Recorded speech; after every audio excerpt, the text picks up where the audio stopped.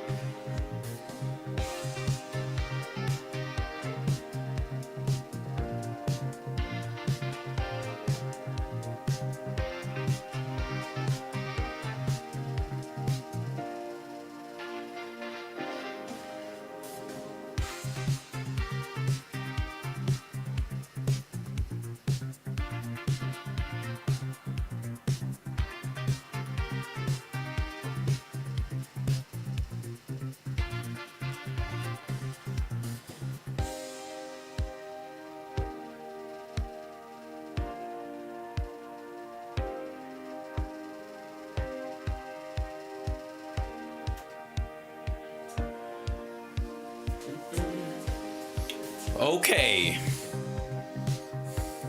let's get it started. Oh, that was a little drag. What was that? That was fun.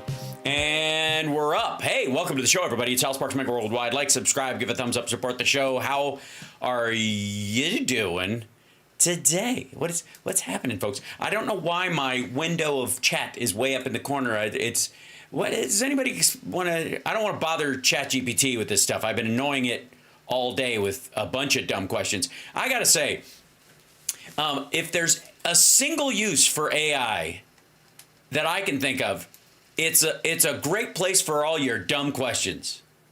You know what I mean? Like those questions where you're almost embarrassed to ask them. Now, I don't really have that feeling in the same way that I don't believe in guilty pleasures. I don't think anybody has a say in what kind of music I like, what kind of clothes I like to wear, any of that kind of stuff. I don't have any like hidden shows that are like, oh, what's your favorite? Like if you didn't have to tell anybody, what would be your favorite movie or whatever? Like I don't even know how people live like that. Would you like, are you just perpetually in 8th grade? Is that how your fucking life is? Like, I really like this movie, don't tell anybody. Who in the world lives like that? I don't get it. But when it comes to like questions where you're like, hey, maybe I should know the answer to this, but I kind of don't. I would say ChatGPT is your friend in that regard. Thanks. This is my Captain America hoodie. I feel like it's bad when it's not all zipped up. It feels funny to split the star down the middle. I mean, I know. These are problems I have that nobody else has. What's your favorite color?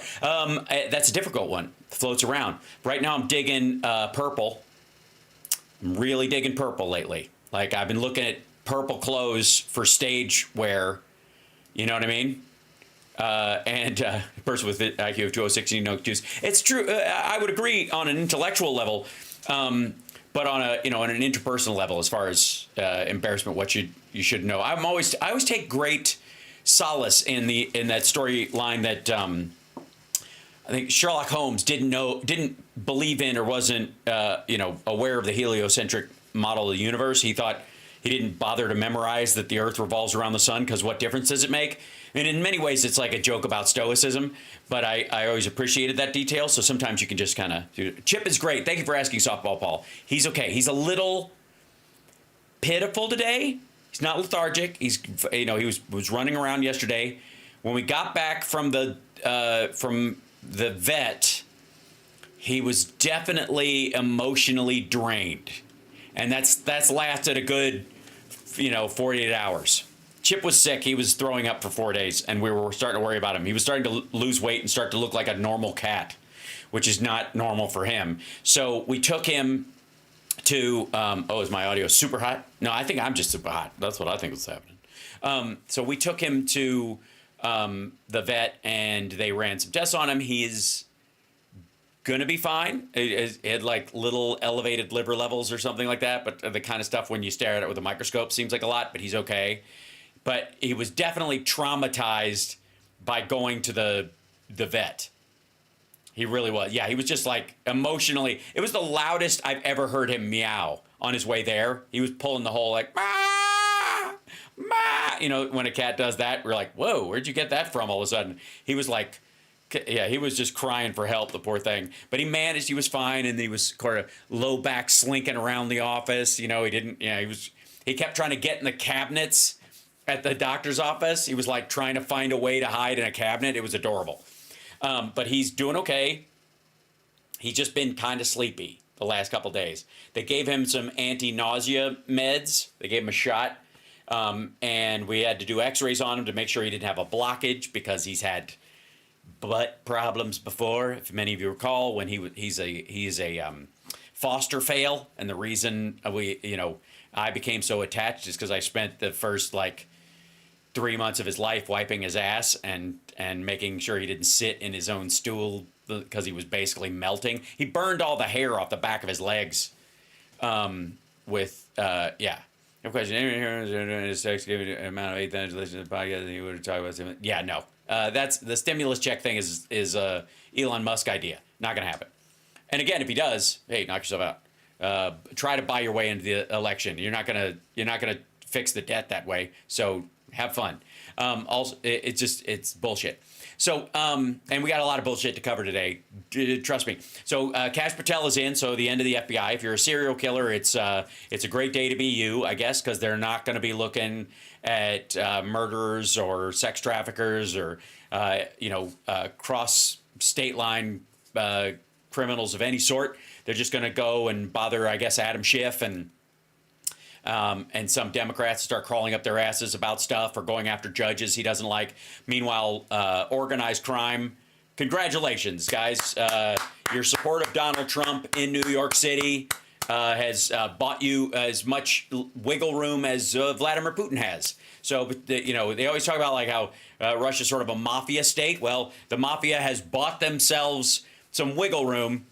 And not only is he going to call off the dogs on the mob in the United States, Kash Patel, he's also going to attack the cartels with a bombing campaign. Never mind. By the way, they won't consider it a foreign war even if we open fire into Mexico because they think we own Mexico. Again, if you don't know what I'm talking about, go watch my Technocracy special the other day. Now, Trump it looks like he's going to be found in contempt of court on a couple of these orders, and a lot of the money is going out the door anyways on a bunch of these things. The Doge, I wish I could find that. Hold on. The Doge expenditure site. Savings, I don't know, website. They have, this is the spending tracker. This might be it. Okay, that's the bullshit one. There's another one. Yeah, okay. So, right now, the Doge guys have this, and I want to show you guys this. The Doge guys have this listed as here's your savings, $55 billion. And the number one thing is USAID. So what they're saying is by the elimination of USAID, because it had a budget of about $40 billion, they get credit for the elimination of all 40 of those $1 billion, even if those billions of dollars were necessary to keep people alive and help American farmers and all kinds of other shit, or grease the wheels of trade in other countries, or make sure that there are, I don't know, functioning docks where we want to sell shit. And I mean, there's a myriad of reasons why USAID does what it does. But number one here, and the reason it's number one is because they want credit for eliminating the agency and just count $40 billion in savings right away. Now, USAID has not gone away. They have rolled it. They've taken away its building, and they have put it under the State Department directly. A good, I would argue, 60 to 80% of what it does is continuing or will continue. So the savings are all bullshit. Secondly, the money that they are saving, guess what? You're not getting it back. Guess what? Yeah, you're not getting it back. They're not going to give some sort of incentive payment for dealing with the suck. They're going to. This is a down payment on Trump's making permanent his tax cut. That's what this is. They are trying to strip all this shit out so they can justify his tax cut, which blows a huge hole in the budget, and they'll never get anywhere near it. Because even, like, again, when you have $55 billion sounds like a lot of fucking money. Except when you realize you have a $7 trillion U.S. budget. This is chicken shit money. To quote Mickey from Snatch, oh, I dropped that much run for the bus. Run for the fucking bus. Okay, so... and I'll show you what I mean. So they have these lists of things, like here's the value of the savings, and this is the wall of receipts, total contract value, and here's the savings. Now, notice, watch this. Total contract value, $21,382. That's what they want you to look at. Savings, 0. And there's a bunch of those. There's a bunch of those where they zeroed out the contract, but they have to pay it out anyways. They haven't saved shit. You're just not getting the service anymore. Because by canceling it or not paying it out, you still are, because you signed a contract, you're still responsible for the money going out the door. So all they're doing is canceling the service we would have gotten, I suppose. For that, they send everybody home. Nobody's doing the work they were paid to do. So the money is just, I mean, they're setting fire to it. This is, I don't know why the fuck this is in green, right? Okay. So total contract value, they go through a bunch of these. And on this is doge.gov/savings, which is hilarious. Now, they go through a bunch of these too. Like, here's apartment buildings like commercial buildings that Doge is looking into. A Department of State, location, Miami, Florida. Square footage, 3,000. Value, $112,000. Now, if you select the savings, there it is. $7,383. Notice how the first number... Oh my God, look at that, $112,000. They must have just, I don't know, set fire to a small apartment building and I don't know, or just gave it away. Yeah, of that 112, they saved 7. Okay, there's a bunch of these, like Department of Justice in Kansas City. There's this $1 million savings, allegedly, from this 51,000 square foot building for the Department of Justice. Lease termination sent 1/22/25, effective 2/1/26. Tenant will relocate into another local building. Annual lease cost $900,000. Total savings $1.2 million. Tenant will relocate into another local building. Okay, so what would be the cost of that tenant moving into the other building? Is that the U.S. government? Like, we have to have an office there? You do realize that you're going to need these buildings if nobody's allowed to work from home anymore, right? I mean, it's just fucking dumb. Like, this is how lazy this shit is. So lease termination ends the 1st of February of 2026. Oh, so they got a year. Jesus Christ, I thought that said 25. I beg your pardon. So they got a whole year, and the annual lease cost will be this. The total savings is $1.2 million. Based on what? If they got to move to another building, what are they downsizing? The lease cost $900,000. You're saving $1.2 million.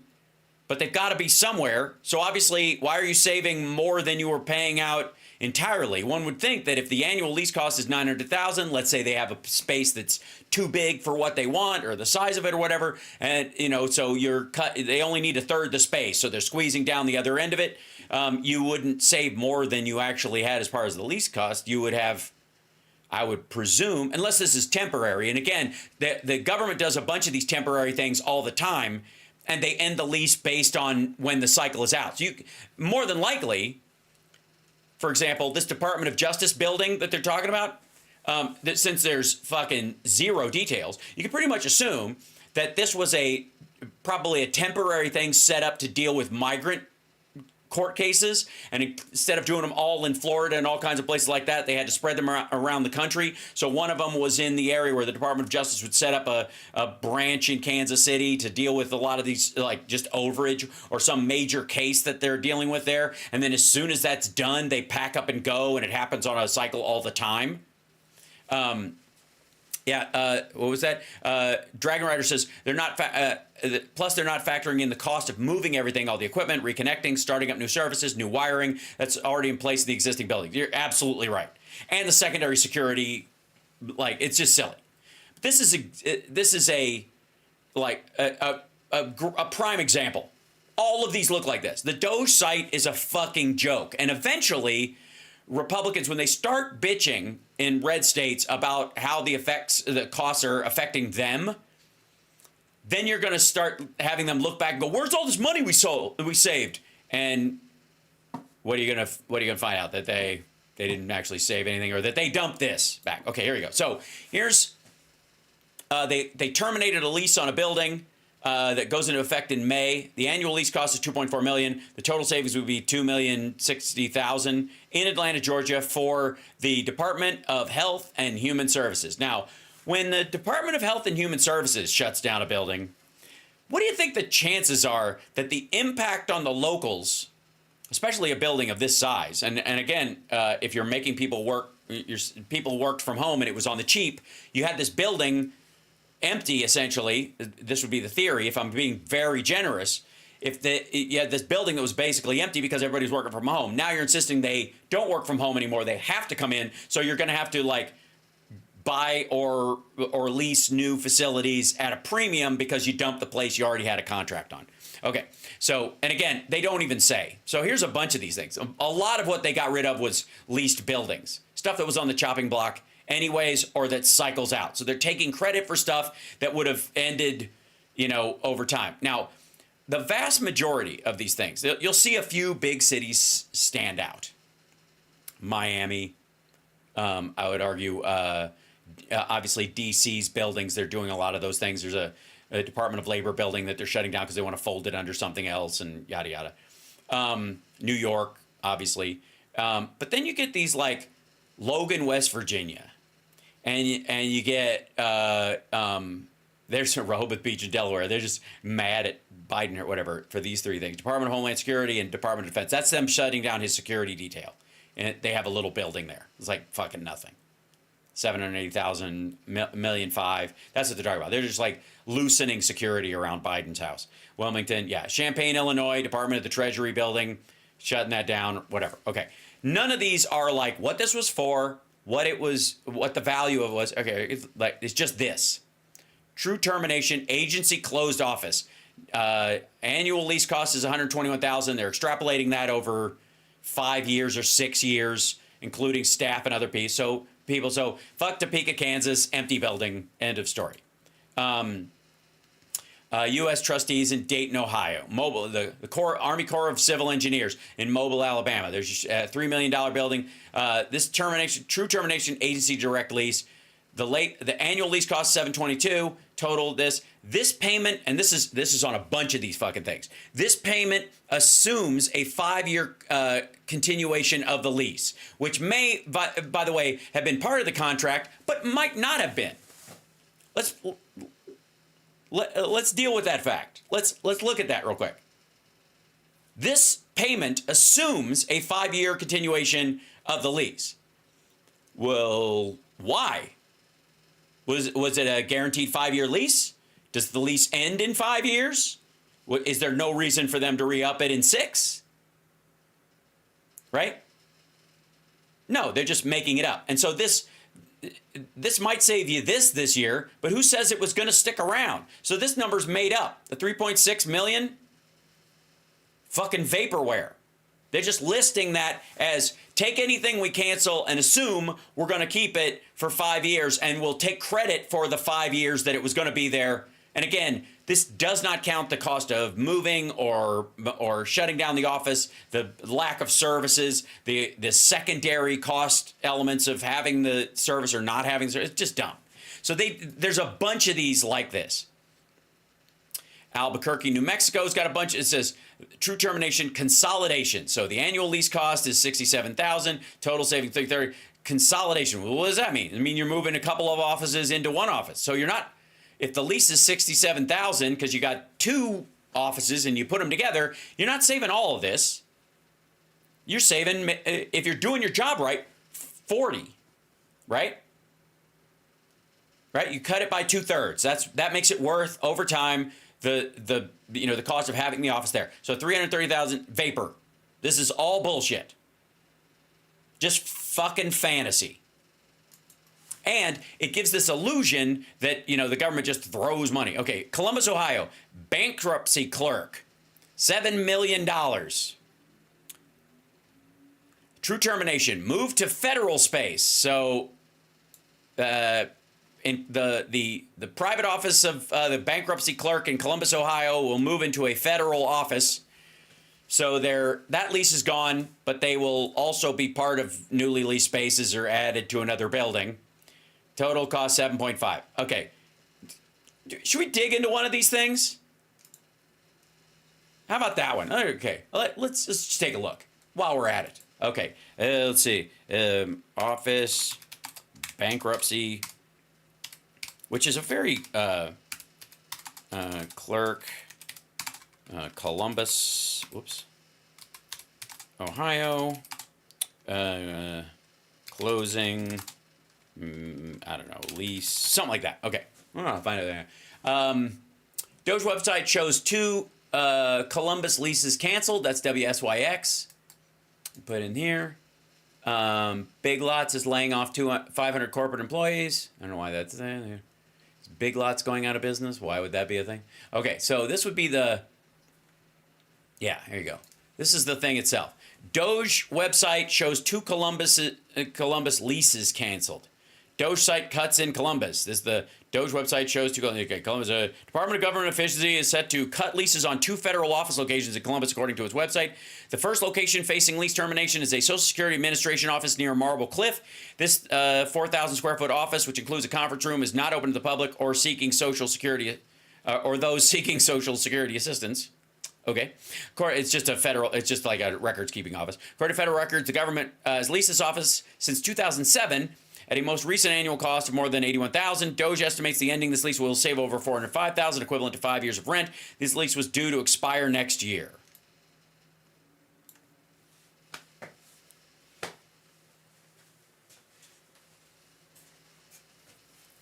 What'd I tell you? I don't even have to fucking dig.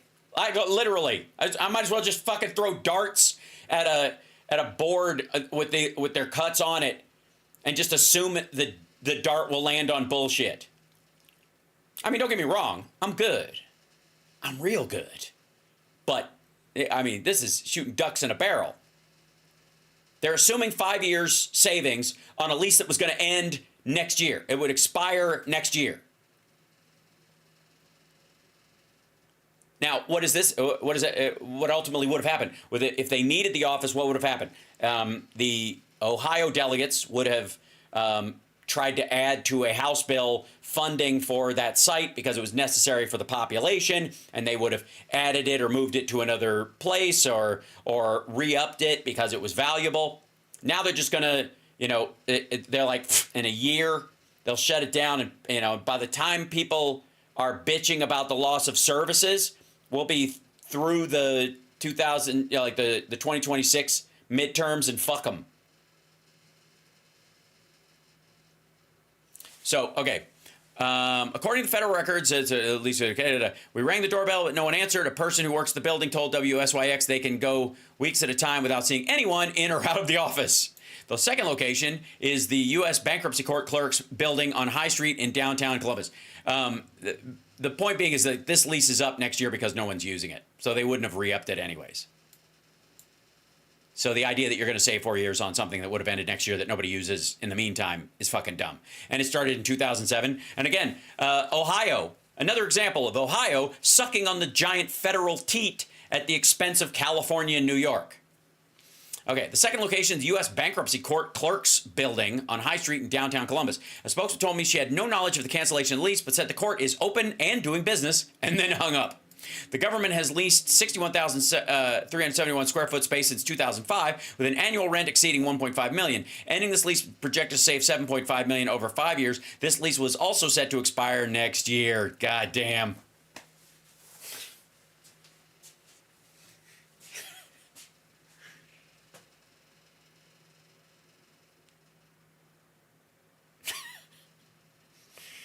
This lease was also set to expire next year.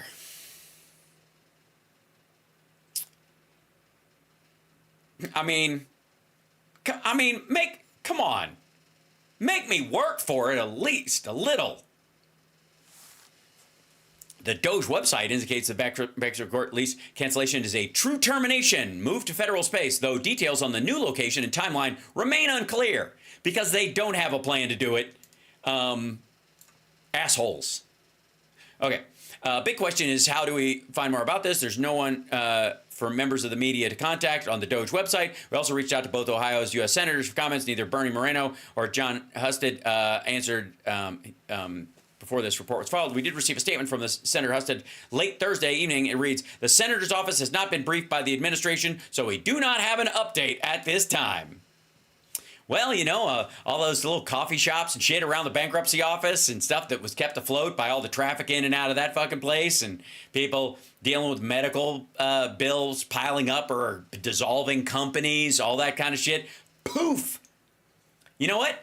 Just move that fucking court down to Cincinnati, where everybody wants the seat of power to be anyways. It's only a couple hours drive, asshole. If you got to declare bankruptcy, it's not something you do a lot in your life. So who gives a shit if you have to drive, 4 hours to do it? That's the thought. Doge is going through the cities of the United States, cutting fat from cities that it doesn't think are necessary. Toledo's probation court, true termination, moved to federal space. Doesn't say where, doesn't say how much. Annual leasing costs for the probation guys, $146,733. Total savings, $733,665. If they just evaporate, if they never have another office, there's no one at the probation office at all, they just don't exist, then poof. Right, there you go. Let's see. National Archives Centers, of course, in Hoffman Estates. They're just going to kill funding for that because fuck the National Archives. Trump has a wild hair up his ass. Defense Contract Management Agency for National Defense, Buffalo, New York, $2 million. There you go. True termination consolidation. They're going to move them together, but the cost of the consolidation isn't there. Total annual lease cost $548,896. This payment assumes a 5-year continuation of the lease. All of these are going to say that. That's where they're jacking this number up. This is all accounting bullshit. Why do they rent such expensive buildings? There's a bunch of reasons, actually, Angry Funny Mom. It's a great question. Some of it is the area. Other parts of it are security. Other elements of it is that they are, federal or state buildings, and they help keep the local government afloat by renting pieces of the local state government's offices. And the local state government jacks up the cost of that so they can milk the federal dollars. A lot of red states do that. A lot of red states, guess what? We all know how they get, more education funding, than they give. We know that they get a lot of disaster aid, certainly more money from disaster aid than they could ever even think to give. But one of the other ways that they attach themselves to the federal areola is that they have like a downtown office building that's a state building that they've used for a long time. Pretty significant multi-story building. They look very official, okay? And what they'll do is they'll rent 3 or 4 floors of that building to federal offices for the local area at a relatively jacked up price. And the state gets that rent from the federal government as an extra little wink subsidy.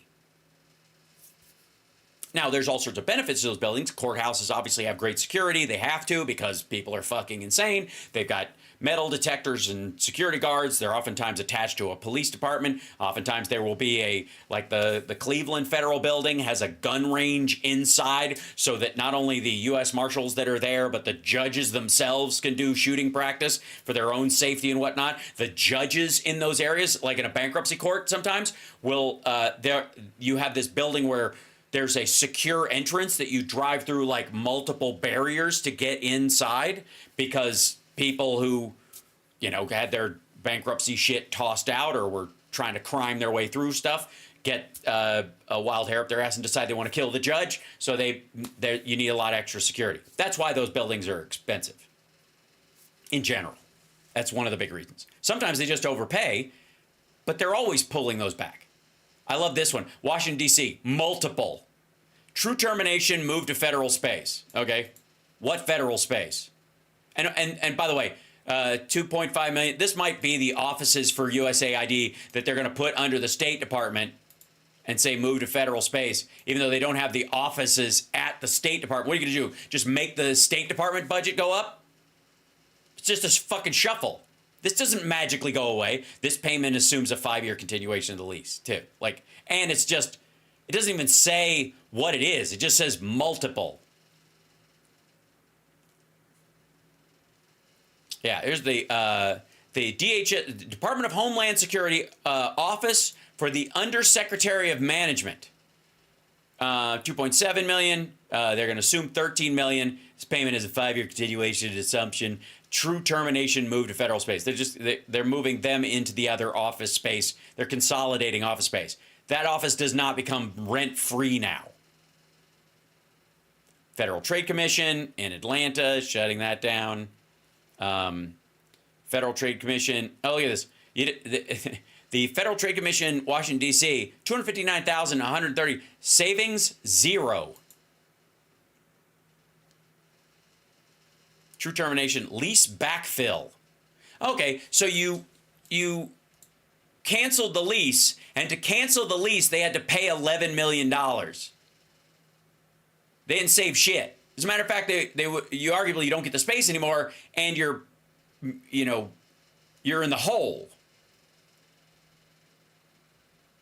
If Elon is finding all this money, then why the $3 trillion budget? The budget is not $3 trillion. The U.S. government's budget is somewhere between $6 and $7 trillion. It's got a $2 trillion deficit. It goes in the hole every year, $2 trillion. Now, a lot of that has to do with leftover shit from Trump's tax cut and from COVID and other stuff. But you're not going to make a dent in $1 trillion with all this bullshit, with these fabricated fucking numbers. It's a farce. And look, maggots, feel free. Jump in anytime and explain to me how this extrapolation for a building in Washington, D.C. that just says you're going to move federal offices to a federal space.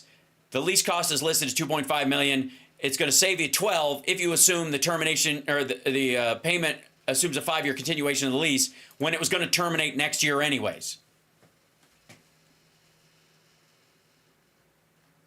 Over and again, there is not a single $1 billion saving in any of this shit. The contracts, okay, Commodity Futures Trading Commission. Here you go. You want to see some big savings, kids? How about this? West Publishing Corporation. Renew West Publishing subscriptions for various legal titles for 8 different accounts in every CFTC location. So basically, the people who work in the consumer financial services or in the Federal Trade Commission are going to have to subscribe to the Wall Street Journal on their own out of their own pocket. This is fucking embarrassing. Like, if you list this as part of your savings, $21,000, and what are you paying for? Ignorance for the people that work at that thing or having to pay out of their own paycheck? Just dumb. So, and subscriptions, quote, for various legal titles for 8 different accounts in every CFTC location. So they have access to all that. Oh, let's look at this. This is the contract, by the way. They list all these. And this is the part that drove me fucking crazy. This is the thing that they're putting up here. This, like, what the contract was, how much it was for. Action obligation, $21,382.14. Base and exercise options value, there it is. Base and all options value, that's the part, okay.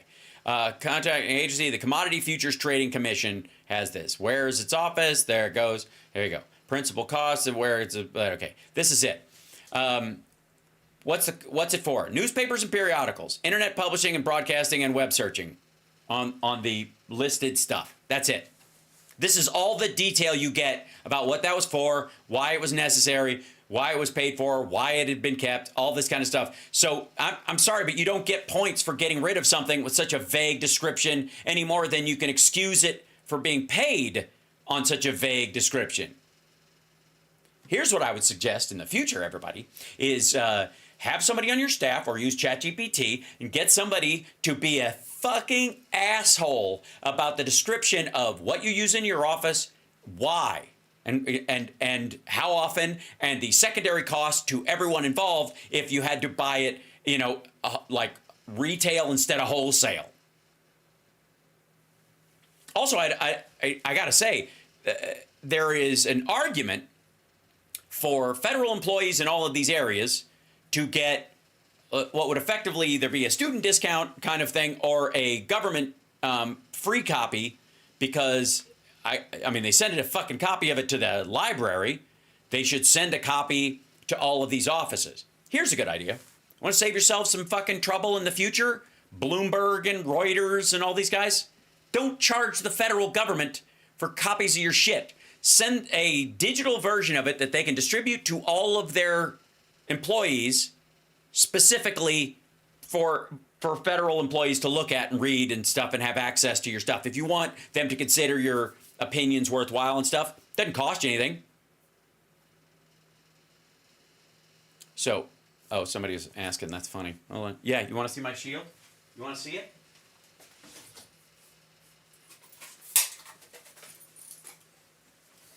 There's my shield. It's been a rough week. What do you want?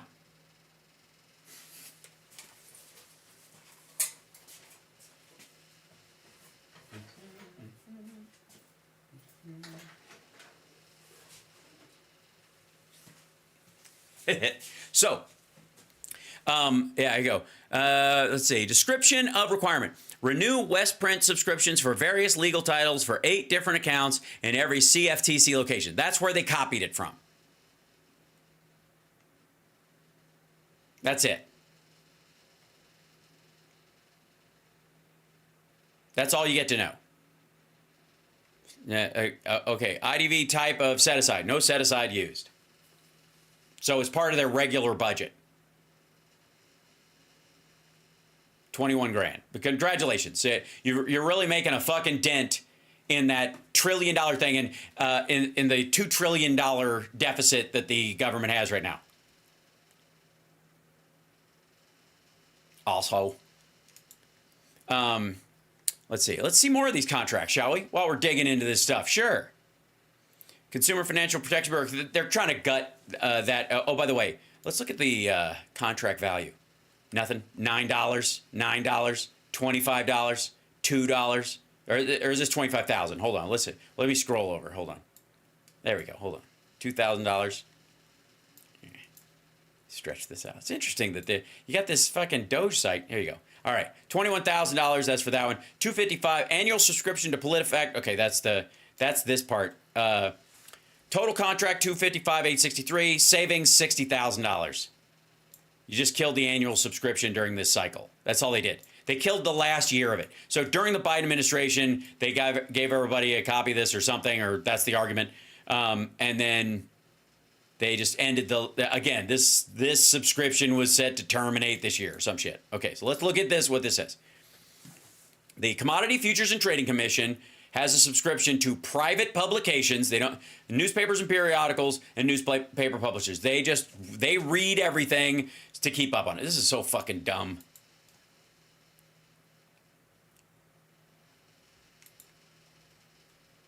That's all this is. Annual subscription. Bloomberg Terminal. They're just killing all these sites. Washington Post subscriptions. Wall Street Journal subscriptions. By the way, there you go. $216,000 contract. They saved $176,000. They killed the Wall Street Journal one. Dow Jones and Company Incorporated. What? Oh, okay.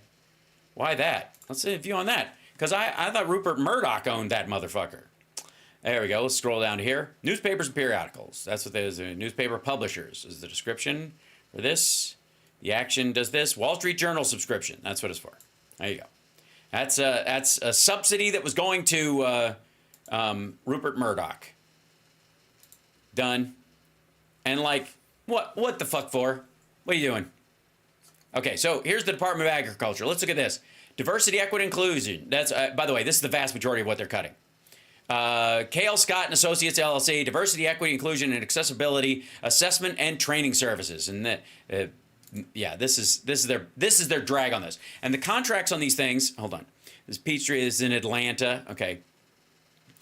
Terminate for convenience, complete or partial, which is what happens in every administration. They do this for stuff that they don't want to pay, and if they're trying to shovel their priorities. Diversity, equity, inclusion, and accessibility, DEIA assessment and training services.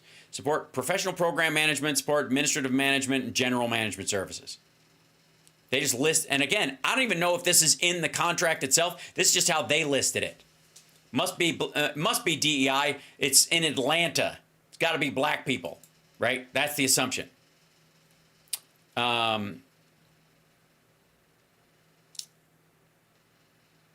Connecting office agency review, food and nutrition services. Right. Okay. SNAP diversity, equity, and inclusion stuff, $414,000, and accessibility assessment and training. There you go, to make sure people can deal with people who are poor and less educated and starving. Yeah. Let's go. Let's see. Boy, the Department of Agriculture is handing out fucking money. USD Office of Property. Let's see. 14 grand. There you go. There's the real shit. How about this? $79,000 for this. Yeah, there you go. How about this? Okay. EEO support services, 18-month base period effective. 20. Let's take a look at this. What was this for? This is, here's your big money. This is $1.9 million. Action obligation was $538,000, and the base and excise option value is $538,000. So all together. So that's whether they've done the whole program or not is anybody's guess, but this would be it. EEO support services, 18-month base period effective September 23rd, 2022 through March 2024. So it was already out the door, it was already paid, and it was over.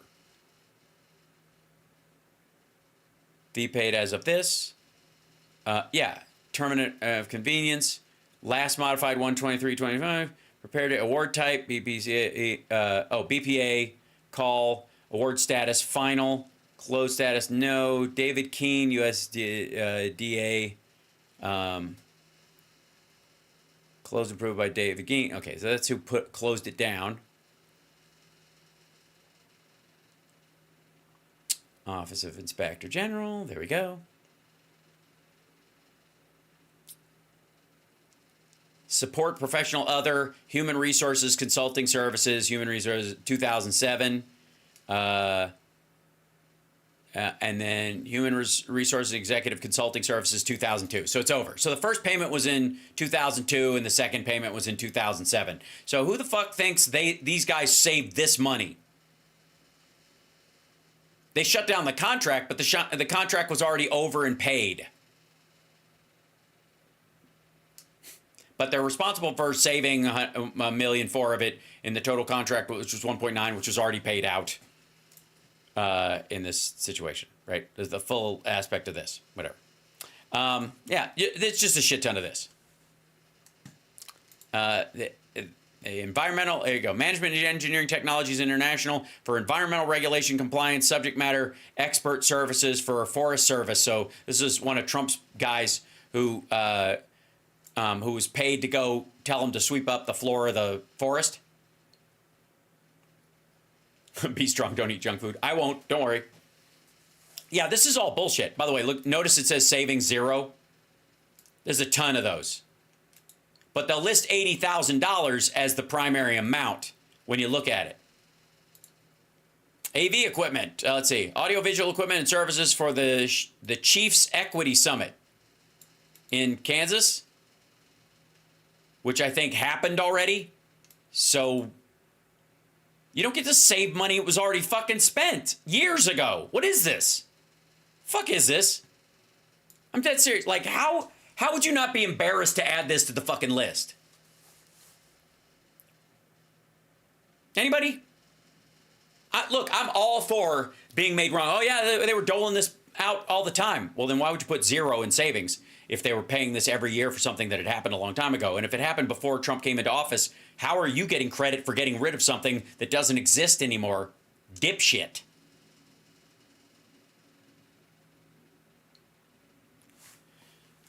Yeah, so this is the, and by the way, Doge wants you, all the guys there, want you to be like, oh, fuck, man, look at all the work they're doing. Because if you scroll through this, it looks like a lot, doesn't it? Look, the Department of Education, they just canceled everything outright. And in canceling out here's what they did. This is clear what they did. They went through and they took every contract the Department of Education did. They put a temporary hold on it or cut the funding entirely if it was in the discretionary realm.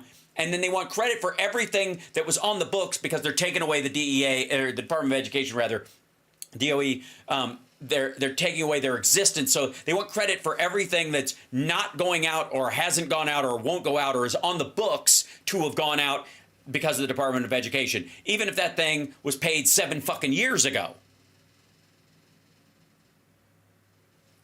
That's what they're doing. They're not even doing the fucking work to go through everything in the Department of Education and go, okay, here's all the stuff we've killed that, started under Biden and is ongoing, and we're just going to stop it, right? That's where you would, that would be the low-hanging fruit, the easy way of doing this. They're not even doing that work. What they're doing is they're putting everything in the USAID on the chopping block, everything in the Department of Education on the chopping block. They're going after everything signed to go out as a contract to the Department of Agriculture and all these other things. In the short term, saying we're putting a pause on all of it, and then they want credit for everything that was on the books beforehand, and they're not even checking to see whether that was temporary, already paid, was emergency services, is necessary to continue, or was going to get, evaporate on its own. Headed to job tomorrow. This is so Hal can house sit for. Oh, well, thank you. I'll do my best, Rocky Mountain Mike. Please don't forget to stock the fridge. All I need is some 80-20 ground beef and a couple eggs, baby. That's all I need. And, if you got the fixins for sun tea, I'll make it myself. All right. This is what they did. They just took entire departments and they want, see this? Department of Health and Human Services. They throw in the Politico shit or whatever, but then they go through and they just canceled all those things. Here's equal employment opportunity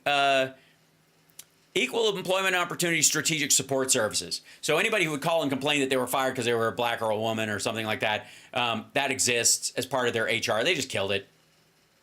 And they froze the entire department. So they're assuming it gets, here's what happens. 18 million is what you think the total contract for this company is, who takes care of it for them.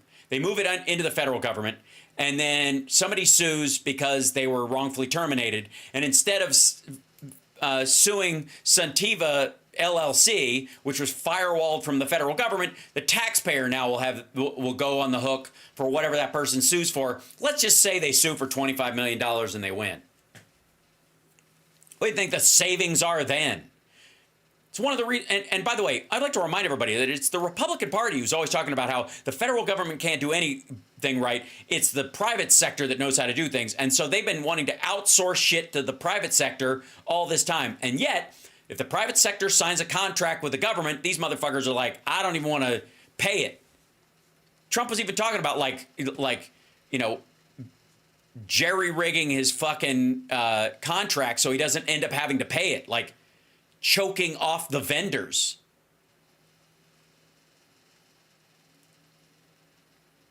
Why would one of the biggest payers of note, the American taxpayer, be able to put together a contract with somebody where the taxpayer saves a bunch of money because they're buying in bulk from some private organization? It's the biggest contract they've ever had, so they're willing to take it on. If somebody like Trump's going to come through and just scuttle the fucking contract anytime now. Here's what I would say. Private contractors are going to go administration by administration now. And they're going to be more expensive. And the only way you go, tell you what, if you sign us up, you've got 3 more years of your presidency for this contract. We want to be front loaded what would effectively be a quarter or a third of the next cycle. We want, if it's a $250,000 contract for the next 3 years to the end of your presidency, we're going to want, normally that's how much we would charge you, but we're going to charge you $420 because we need an extra amount to roll over in case you cancel it in the middle of us doing a fucking work cycle. Because we can't trust that some dipshit won't roll in here and just hate what you're doing. Why would we go out on a limb like this? If we're going to cut you a deal. Or we just fucking pay retail, asshole. That's what they're going to end up doing. So this whole thing, this is just them freezing entire departments. That's what this is. There you go. Department of Homeland Security. Fuck that stuff, right? New GSA FSS order. Let's see. For CSA campaign support. Well, let's see what that is. Let's grab this real quick. Copy that. And we're going to go in here. And we'll throw this in here. We'll go paste. Okay. Oh, yeah, if you see something, say something. That's what this is for. That's payment for see something, say something. So Doge is cutting money on the see something, say something program. Because I guess fuck everybody? Is that the idea? For CSA, yeah. Okay, for campaign support. To get people to, if you see something, say something. They're going to cut the contract. It was $2.7 million. They're going to cut it, and it's going to be 1.7 with whatever this company is, because this company was in charge of doing these things. Now, let me tell you something. This money's going to go out the door. This money, I don't know who ECU Communications is, but I'm going to guess that Trump's team feels like they got the job because they were black or Native American or women or gay or something like that. So they cut that thing, and then they're going to hand out they're going to, in the name of meritocracy, hand it out to friends of Elon Musk. That's what's happening. So should we look them up too? Let's look up, these guys just lost a little contract for the see something, say something. Let's see, okay. Oh, I don't want that. I want the name of the company, silly. Here we go. This ECU Communications LLC. What do you think? What do you think is going to be the big drag on why these assholes think it should be that? Full service marketing agency, ECU Communications. There we go. There's our portfolio. This is what ECU Communications does. I don't know what the E and the C and the U. They're taking a while for their page to start. There you go. There you go. Celebrating 20 years of success, we combine focused strategic thinking with revealing creative solutions to cut through the clutter and get results. Our 1-2 punch approach. Get closer. There you go. Probably, I would guess that Doge saw this picture, saw 2 white guys getting sidelined by the 2 afros and the lady, and are like, fuck this. Hire a bunch of guys that look like us, blue suiters. Okay, brand development, digital marketing, media planning, buying. Okay, there's this contract for doing this.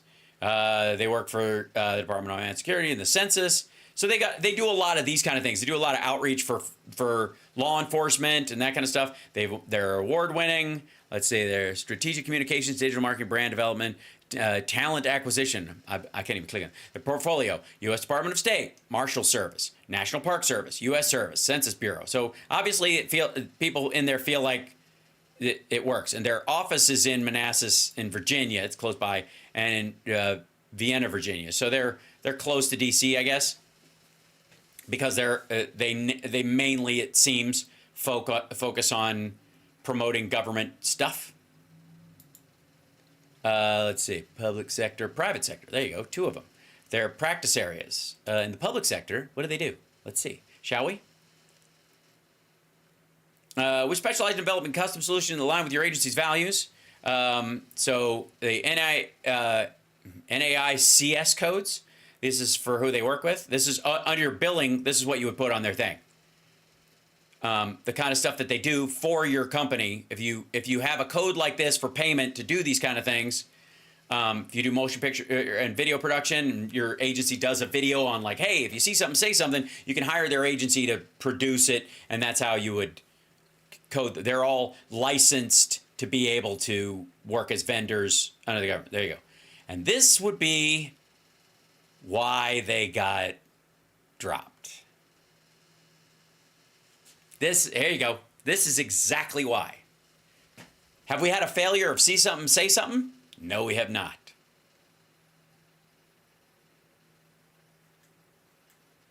There you go. SWAM, small, women, and minority owned. There's the SWAMmy. Supplier diversity strengthens Commonwealth, Virginia Department of Small Business and Supplier Diversity. They're on that list. So they did a cross-cull of that list, and that's why they don't like them. That's exactly it. They just saw that they were a minority-owned company and went, they must have gotten it because of DEI, and they kicked them to the curb. They canceled their, yeah. How about D&G Support Services, LLC, $1.6 million. Program and technical support services for Office of Diversity and Civil Rights. So, and again, savings of zero. They just paid the contract out and told everybody to go home. They just don't want them around. Didn't save a dime.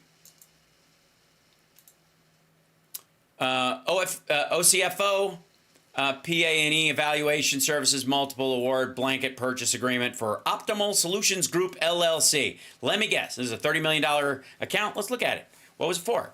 Let's see, view on this FCPT. I hope I'm not boring you guys with this stuff, but I think it's kind of important to dig into these things. So you see that this is all, for all the maggots that show up, I want you guys to see what a fucking farce Doge is. The purpose of this modification is partially terminate the blanket purchase agreement to remove all language and ending rendering of services to diversity, equity, and inclusion effective immediately. Okay, so they still have their contract. They just have to take out the language that's what they were there for. That's so fucking funny. Just gross. Support professional, other, administrative management, general management. The purpose of this modification is partially terminate the blanket purchase agreement to remove all language. So all they did was change the language of it took out any inclusive language in the contract. What were the savings on this one? It says $30 million. Doesn't say anything in terms of savings. That's just the cost of it. So that's $30 million just going out the door. So what was the cost of modifying the agreement legally? I'm going to guess that cost something. It wasn't zero. Right? So, I mean, they made the price go up. Maybe not a lot. Maybe a couple $1,000s. Huh? Yeah, exactly, Susie. If not me, who? Let's be abundantly clear. This is important. Everybody's watching this. Doge took this contract for $30 million and made the price go up.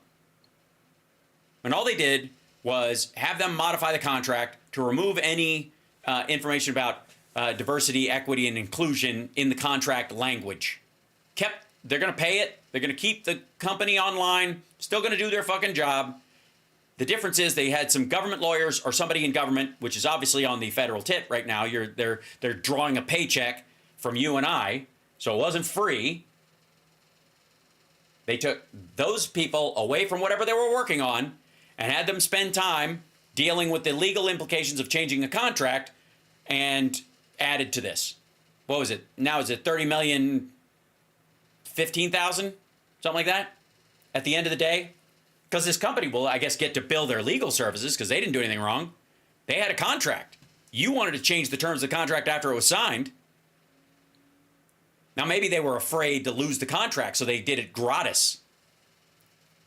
But still, like again, government employees don't work for free. Doge didn't come in and like do the legal writing on this gratis. And if they did, I'd like to see how that's not a contribution in kind or considered a bribe because they are paying for government services in line with what the administration wants of them. Right? But the price of this went up, not down. And it certainly, you'll notice, there is no, it's $30 million savings. Right? All the rest of them say savings. Why do they say savings? Because they terminated the contract or they cut it in half or whatever. Right?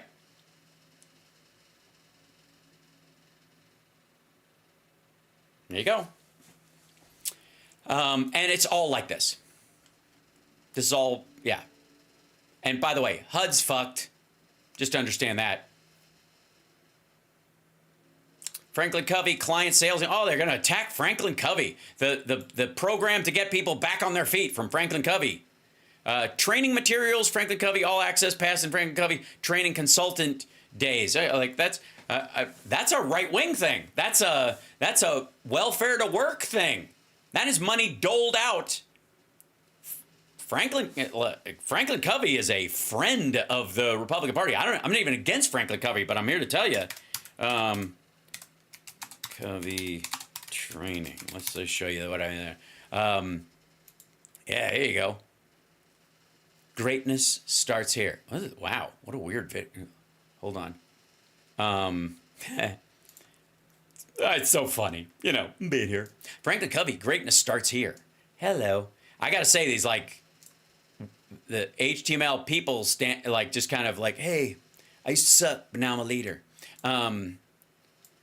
Develop your leaders, improve individual effectiveness, building a winning culture, achieve breakthrough results, I mean, first of all, team building stuff from places like Franklin Covey are used across all governmental agencies and private sector stuff all the time. They do team building exercises and send people to these gatherings. But Franklin Covey's always been a very Christian leaning organization, right?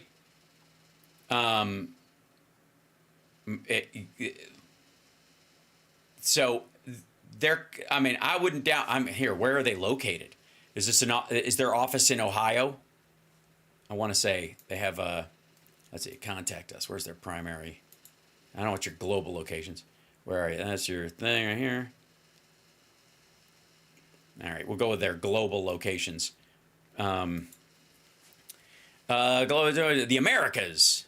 They're everywhere. USA.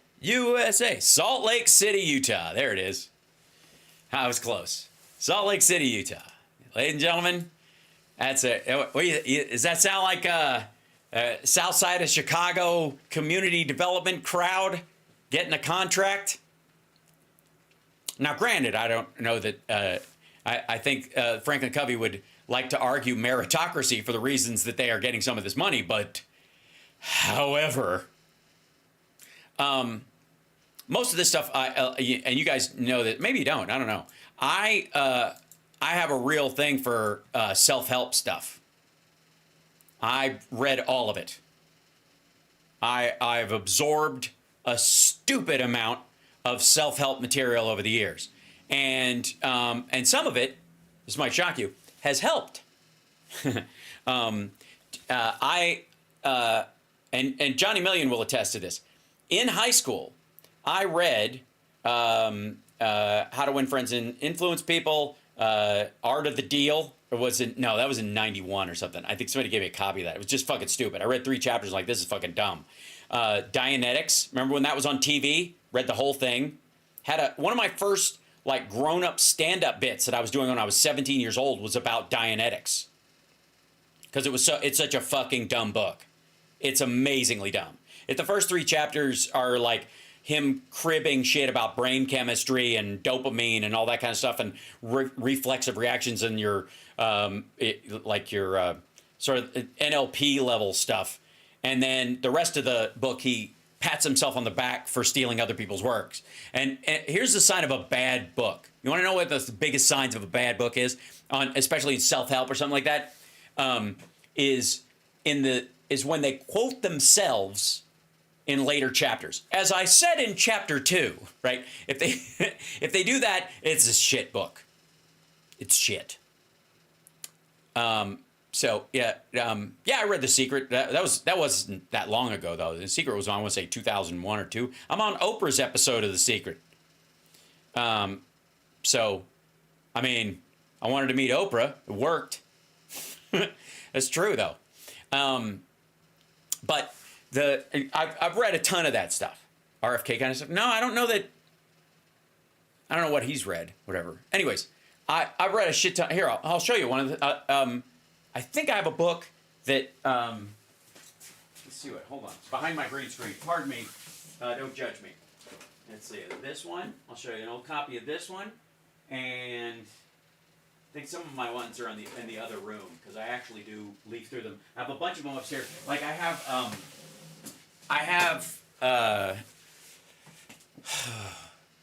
I've got Meditations by Marcus Aurelius upstairs, and like next, I have this old player piano I bought from an ex-girlfriend that she needed to move and get rid of it, and so I paid her $700 because it would have been more expensive for her to. Never mind. Anyway, I still have it. It's great. And so I'm like, hey, I have a room with a piano, and I'm very grown up now, you know. Anyways, so I have that book up in that room, and I sit on the couch up there, and I read Marcus Aurelius, or I'll read Morals and Dogma, or I'll read any number of stuff, whatever. Anyway, so I have this copy of Think and Grow Rich I've had for a long time, the old-fashioned like gold leaf copy of it or whatever. I find it very useful, and there's a lot of good stuff in these things. Like you don't have to, you take a ton of it with a grain of salt, but sometimes you just need to thumb to the right thing and go, today's the day you get off your ass, son, right? And that's okay. I'm all for it. It's totally great. Like, use them and don't be afraid to use them because everybody needs a shot in the arm. And my feeling has been, and this is a thing about being, you're losing track of your age at this point. Well, it doesn't matter, Carla. Can I tell you something about age real quick?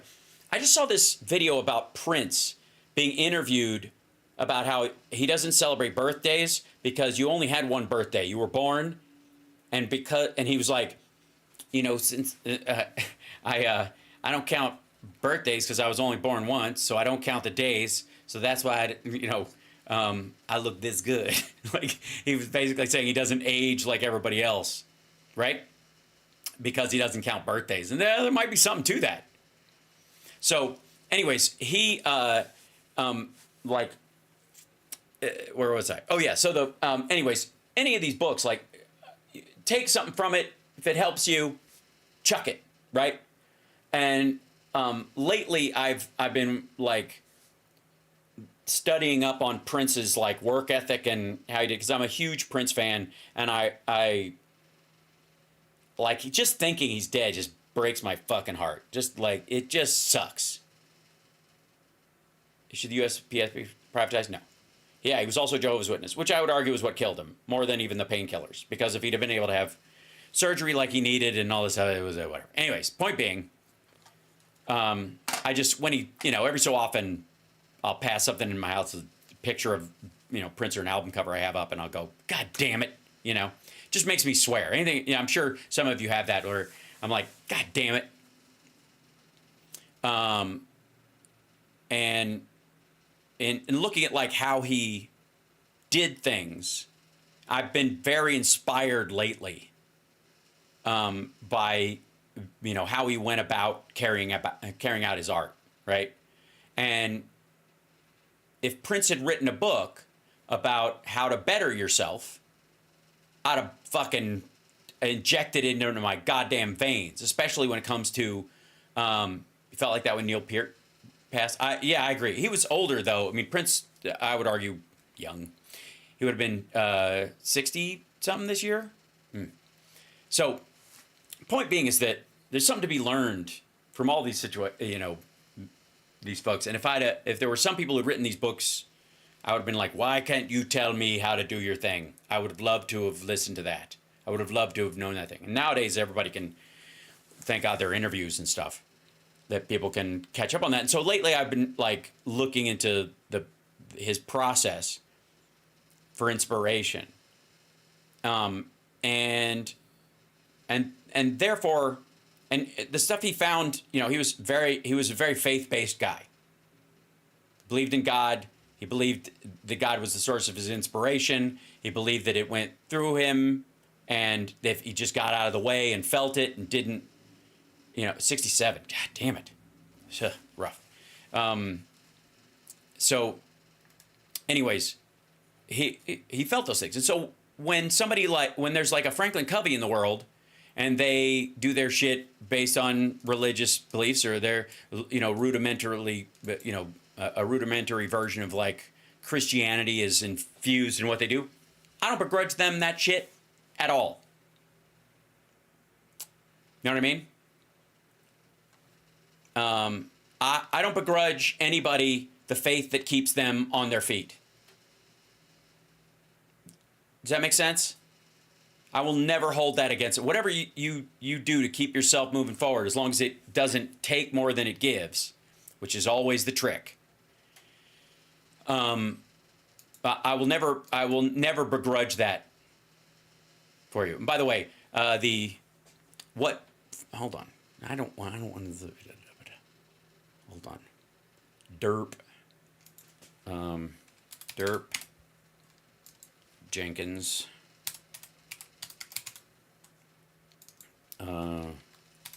Tulips at onmyorgan.com. They're making me fill out a form to show you something.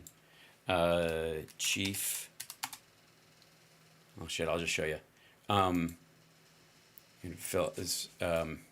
do this all the time. Organization. Total lack of. That's the name of my organization. Number of employees, 1 to 500. Zip postal code. I'll just go to straight Kentucky. 40201. Country, United States. I would like, sure, send emails to tulips@onmyorgan.com. No. Okay, submit. And then let's you. Okay, so to look at this, I had to fill out all that shit. All right, anyways. It's adorable. Okay, so this is the big book that Franklin Covey is known for. Sorry, Celeste, I always put in some stupid email address that if you read it will make someone laugh. Okay?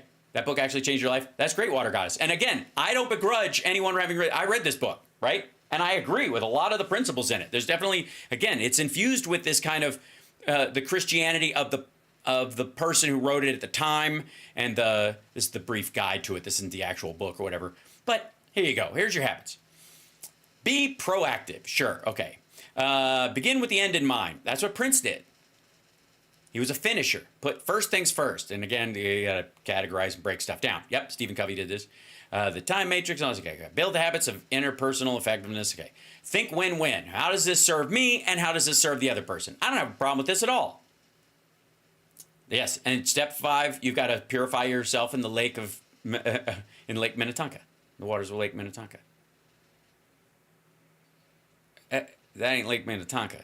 And 5, seek first to understand, then to be understood.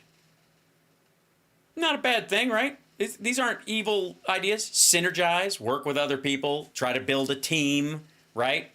Build trust. And then build a pattern of self-renewal. Take care of yourselves. That'd be your mental health and making sure you're relaxing and you get enough sleep and shit like that. Sharpen the saw, which means make yourself better all the time. And there you go. That is. The sharpen the saw means you got to keep your skills up. Always be improving. Okay, I don't have a problem with this. But Doge thought it was important that this shit be cut from the budget. Now, let me slow this back over here.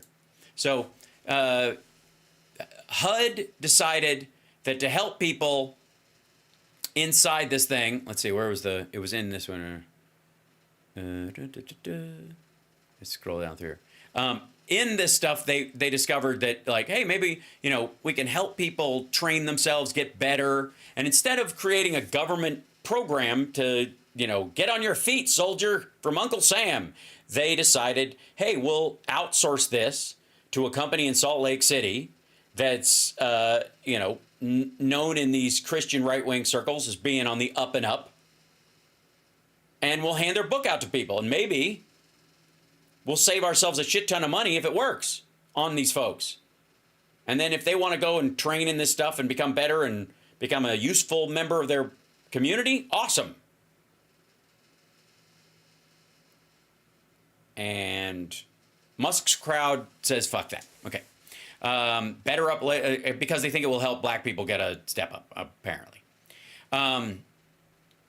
Here's the Department of Housing and Urban Developments. This is to improve HUD's strategic approach for the HUD forward initiatives, including meeting requirements outlined in various executive orders, policies, and directives. So basically, this happens every time. Here's another thing. He wants credit for Doge doing something amazing. Doge. One of you Doge fuckers has to see this at some point. You chintzy little prick. Get interviewed. Come on here. I would love to talk to anybody from the Doge team. I want to hear you. I want to talk to you directly. And I've only got a couple of questions. The first one being, what the fuck do you think you're doing? And I mean that literally. What the fuck do you think you're doing? Explain this shit to me. Because not only is it not working, on a bunch of fronts, it looks like you're just bullshitting. So, where are you, Doge boys? I want to talk to one of the Doge bags. Let's do it. So, Ernst & Young LLP, let's see, to prove that, okay, let's look at Ernst & Young. They had a $2.9 million contract. They saved 1.9 because they killed this thing or whatever. So, what do? Let's see, we'll paste and go. There we go. Ernst & Young. Shape the future with confidence. I decline the optional cookies. All right, where are we? I guess we'll look in Nevada, shall we? Where are we? There we go. Las Vegas. Fantastic. Look, they've got an Ernst & Young right here. Get directions. Okay, what do? There you go. Consulting, people in workforce, transaction and corporate finance, assurance, tax, EY private, legal. Okay, so basically they help people get on their feet. Look, a spotlight on artificial intelligence. Look at this. Ernst & Young's AI Insights. They probably did an article that says Doge or Grok sucks, which it does. AI Pulse, December 2024. Here's how people are feeling about this shit. Building confidence, how global business leaders can harness the power of Gen AI. Here's an article on this. Creating value for people, how AI can drive advantage in transport and infrastructure, augmenting people, the AI movement, how business can be ready for their workforce. Okay, so this is stuff they do on their own, and apparently Doge, they had a contract in some areas to either improve HUD's strategic approach for HUD forward initiatives, including meeting these. Okay, so all the stuff that would implement Trump's HUD-related executive orders, if he has any, other than let the black guy run it, which is effectively all he gives a shit about in terms of HUD. Any thing they might have helped with that, just fucking out the window. Enterprise solution for research subscription services renewal. They didn't save anything. They just paid it off and ended it. There's the Department of Labor, which they don't believe it should exist at all. Again, notice they're not listing the money amounts on any of these things. Here you go, $2.6 million, ICF Incorporated LLC. The purpose of this effort is to award a task order for EDC 7, integrating greenhouse gas assessment and reduction targets in transportation planning. Okay, so this is a Green New Deal cut. So 2.6 was the contract. They saved 661 on this one by ending it. The damage that they've done to the environment, priceless. How about the Treasury? There you go. Enterprise Digital Access. New York Times. Okay, so the Treasury people have these subscriptions as well. Politico. Right. So they're killing all these kind of things. They're listing them on different organizations, as if the federal government doesn't give everybody access to these kind of things at a cheap price. Whatever. Treasury Administrative Server. There you go. Here's the real ones. Beta Associates, $8,537. What does Beta Associates do for $8,000? Shall we find out? It's fucking lazy, stupid shit. Maggots, I'm not impressed at all. This is a map. I don't know why I'm mapping to this place. Better, better, better. Getting. Uh-oh, it's got a butterfly. It's multiple. It's got a BET and it's got a black something. Uh-oh. That's what it is. Better communications transform. Empowering success through communication. This is like, all right, yep. You're starting to get a feeling for why they freaked out and wanted this cut. All $8,000 of it. As am I, Paul Young. Empowering success through innovative excellence. See this part? This is the part where you're being a white asshole. Oh, that's nice. That's you're being a rugged bitch. Why don't you just shut the fuck up? Can we just do the job here? This is fine. Oh, we're working on our communication skills. You are. Fuck this. Fuck. You want to get a drink? Yeah, I do, actually. I don't know why you gotta talk to me like that. It's just getting me all worked up. Smack that ass. I'm gonna smack that ass. You know what? Can we just skip straight to the silver anniversary? This is going really well. This business meeting is the best date I've ever had. All right. Strong community together. Obviously, childless cat lady, lesbian, non-racial couple things, right? This is what they're doing. Okay. Select clients. Administration on community living. Community activists. You should know. National Institute of Health, obviously, Office of Infectious Disease and HIV/AIDS policy. So obviously, they want us to all die of an infectious disease. Vet has solved the problem, make things better. Approach is one of the key factors that allow us to accomplish what we do in a tiny team. We're so grateful to have them on the ACL team. Administration for Community Living loves them. U.S. Department of Health and Human Services. Yeah, that's why they cut $8,000 from this one thing. Okay, why this? Family owned, probably some anti-nuclear family lesbian collective, and they call themselves a family. Bullshit! Right? There's the business certificate. This is what they do. There you go. BPA and ID contract vehicles. Okay, yeah. So that's what this is. They're Bethesda, and they're in Maryland too. Right? So that's what's going on here. Just so you know. You're lost? Well, so am I. I don't know why Doge thinks killing an $8,537 contract because some black women have an organization that teaches communication skills is saving us money.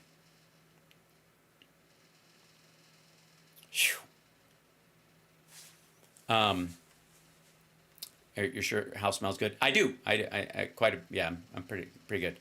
Tropic Thunder is the other what? Celery 2. Tropic Thunder is a great film. And I am always amazed at the idiots who are like, Robert Downey Jr. wears blackface in it. No, he doesn't. No, come here. No, he doesn't. No, he doesn't. You know, he's not wearing blackface. He's playing a character who is wearing blackface. Do you notice the difference? A dude playing the dude disguised as another dude. That's what that line means. I'm the dude playing the dude disguised as another dude. The whole movie is, they're all the butt of the joke. They're all assholes. That's the point. Downey's character is an asshole. Stiller's character is an asshole. Jack Black's character is an asshole. They're assholes. That's the thing. They're self-involved. It mocks Hollywood so much that I don't know why the fuck like maggots don't love it, right? The Les Grossman line. What is it? Little kids aren't dressing up as Scorcher for Purim anymore. That's a reference to the idea that Jews run the industry, right? That's the kind of jokes they're making in it.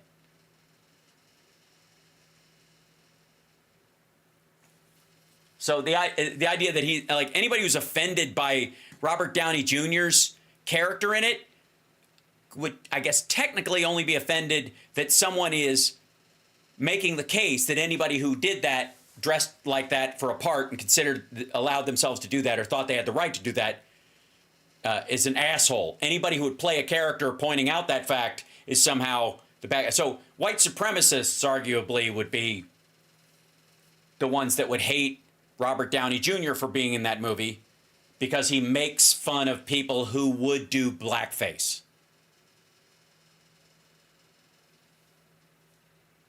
See what I... Can ya? Blazing Saddles is not real. That's my other favorite one, Paul Young, is when people go like, you couldn't make Blazing Saddles today. Right-wingers love that one. You couldn't even make that movie today. Yeah, you could. It's called The Chappelle Show, and not only did they make it, they put it on basic fucking cable. Like, look at the sketches on The Chappelle Show. And I got news for you. You know who co-wrote Blazing Saddles with Mel Brooks? Richard Pryor. So a Jewish guy and a black dude write this movie together, making fun of racists, by the way.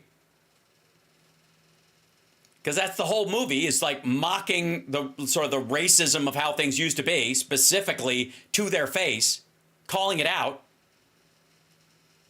Right.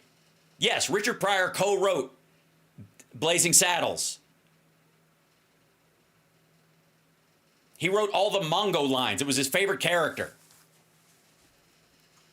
And what's the dude who co-wrote, hold on, Chappelle Show?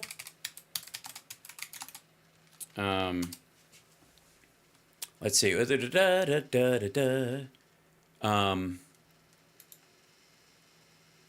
Neil Brennan. Yeah, Neil Brennan. A Jewish guy and a black guy wrote basically Blazing Saddles, the series, as Chappelle Show. That's what it is. Like, look at all the jokes in Chappelle Show and tell me a joke that's in Chappelle Show that wasn't in Blazing Saddles first. In some form or fashion. Right? There are variations on the theme, right? But the theme was, I mean... And again, Blazing Saddles was a R-rated movie in movie theaters that you couldn't watch from home. There wasn't even fucking video cassettes when that movie was a big deal. It was only seen by adults in a theater. It was borderline porn at that time, right? Chappelle Show's on basic fucking cable.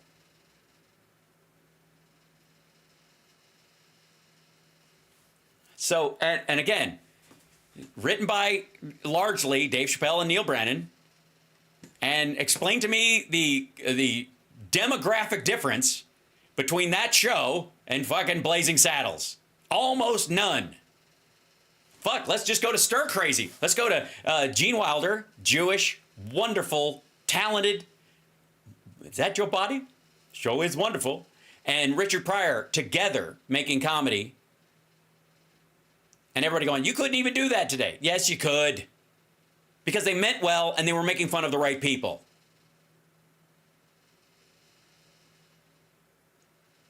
If you did the fucking, if you wrote the bathroom scene in Silver Streak today, where Gene Wilder does blackface to sneak through because it's Richard Pryor's idea, if you did that scene today, it would be identical. You couldn't make it any better. You could only fuck it up. You could only make it worse. You would only just like screw up the entire concept by being too generous to assholes who don't get it. Yeah, dude, watch it, Anthony Jeselnik. Anthony Jeselnik, I have a theory that Jeselnik, you know how like Bobcat Goldthwait has a character and like, I don't know, who else, like Emo Phillips has a character that he does on stage. Judy Tenuta, rest her soul, had a character he did on, on stage. Anthony Jeselnik, I have a theory, is actually, his character is based on the son of a Nazi prison guard. And so the idea is that this guy comedically walking around saying horrible shit as quietly as possible. That's the joke. That it's a character. He's just playing a Nazi camp guard as a stand-up premise. That's it. He can say anything he wants because the concept is, the punchline is always, I'm awful.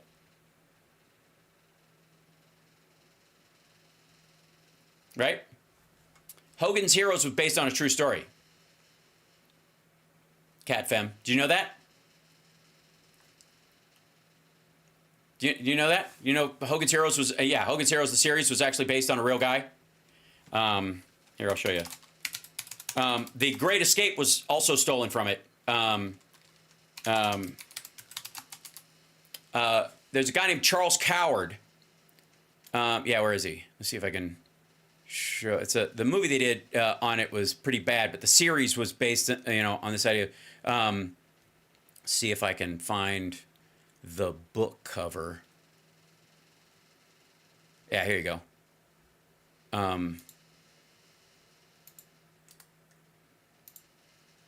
Because the cover is so classic. Open image in another time. There we go. Now let me show this up. Yeah. So there was a guy named Charles Coward, who's was awarded the Iron Cross while he was in a military hospital posing as a German. They captured him.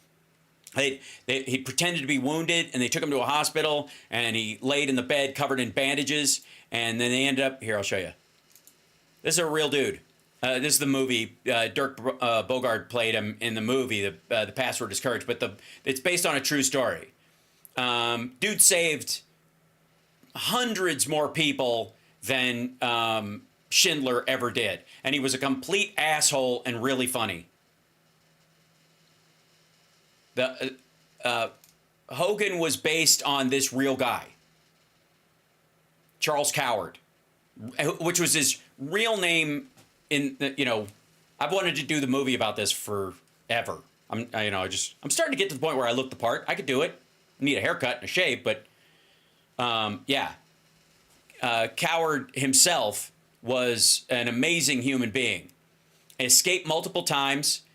Allowed himself to be recaptured to save a bunch of people.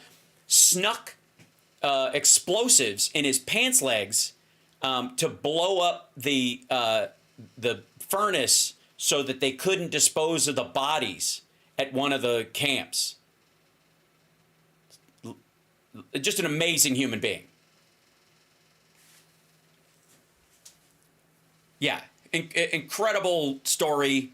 And the book is okay. It's not bad, but and I have a really dog-eared copy. There you go. That's your job as a POW. I would argue that's true, but but many didn't. He did. So there you go. Okay, thanks, Paul Thanos. Not much of a shave. Easy, Peter. He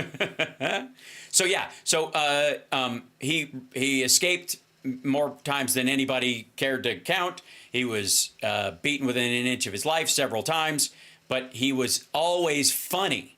That was what stood out about him, was that he never lost his sense of humor in the process. Thanks, Tabitha. Wasn't Hogan a total freak? Bob Crane? Yeah, he was. Did you ever see Autofocus? That's the movie about Bob Crane. He was fucked up. It's not a good idea to put down Schindler. Oh, I'm not putting him down. I'm just saying, about Schindler. He did great work, but this guy saved way more people, and many of you, this is the first time you've ever even heard about this story, right? Yeah, the movie's available for free on YouTube. Yeah, it's fairly cheap. So, it's not the greatest movie. There are, and again, most of the offshoots are better than the actual story where they're telling the real story about him, which is kind of sad. Hogan's Heroes is very funny and well done, and The Great Escape talks about how many times this dude got out and they made him American, that kind of shit. They kind of made it this like United Colors of Benetton crowd and all this kind of stuff, which is great. Don't get me wrong, I'm glad, because that movie gave us Top Secret. But there you go. Just saying. Yes, Bob Crane was murdered by allegedly by the guy who used to film him having sex with blue-haired old ladies while he was on the dinner theater circuit. There you go. So, anyways, now you know. Now you know about Charles Coward, the ironically named British pilot who saved 10 times more Jews than Schindler, and you never heard of him. And you now know where when you watch Hogan's Heroes and you're like, what the fuck is this? Who makes a comedy about guys in a German concentration camp or a POW camp? That's who, because it actually fucking happened. Like, he literally, like, they pinned an iron cross on him while he was in bed, pretending to be an injured German soldier, and they didn't realize until, like, he was I think one of the nurses was like, "You don't seem German to me," in a very, like, Inglorious Bastards moment. Yeah, he was a pilot. He was shot down. Yeah. My dad wouldn't let me watch, my sister watch Hogan's Heroes because it made the Germans look stupid. Well, humor and comedy does not work in short and or straight, in a short or straight line. I agree, Alyosher. That is very true. So anyways, I love that story, and I think it's sad that there's not a better version of it that's been done. It just doesn't fall in line with kind of the regular narrative you hear about things these days. So, and it's hard for people to process. But he allowed himself to he escaped, and then the Allies were coming, and he allowed himself to be recaptured so that they could blow up the system by which the Germans were hiding evidence of their war crimes. And he could have died doing it. Obviously, he was free and clear. He could have just fucked off, and he intentionally got himself recaptured to do that. I have to rewind to hear his name. Charles Coward is his name. So, and the movie was The Password is Courage in 1962.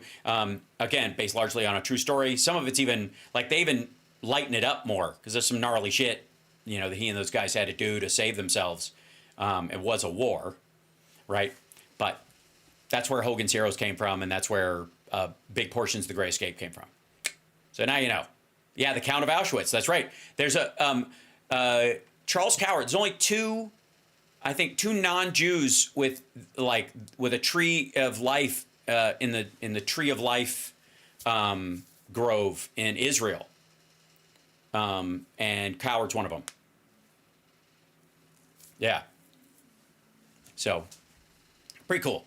So anyways, where were we? I'm almost at the end of the show, and I haven't even done a video yet. That's how entertaining I am. Do Matt Schlapp, please. Why? Did he say something? Has there been a new Matt Schlapp interview, or it just because of CPAC?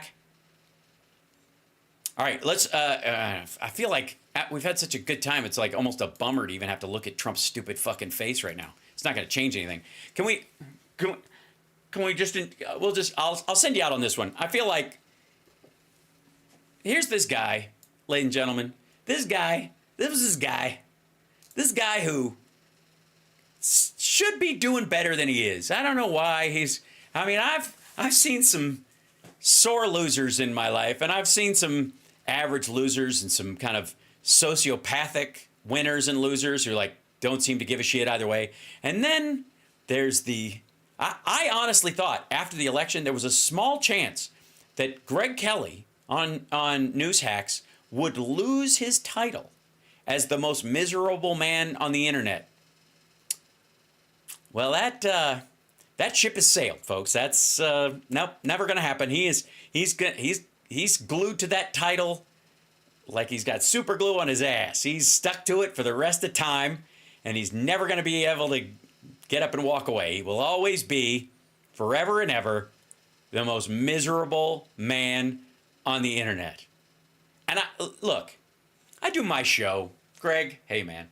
I do my show in this little office in my house. I could almost, I can touch this is the window. I can touch the window right there. And then if I go right here, if I put my hand out, this is the other wall. That's the extent of it. It's about, and then the green screen's right there, and then the camera's probably 4 feet. This is a little tiny room, okay? And it gets toasty in here sometimes because of the computer and all the hard work I do with graphics. You're welcome. Like, subscribe, give a thumbs up, support the show. But I love it. I'm having a great time hanging out with you guys. I really do enjoy doing this. I really do. And I come in here and I look at my little monitors here, my little, whatever. At this point, I've lost count. Where they were 4 monitors and then this little thing. And it's a sprawling landscape of crazy electronics and shit all over the place. And I got my little fart piano that still got the Post-it note you sent, SG, just saying. I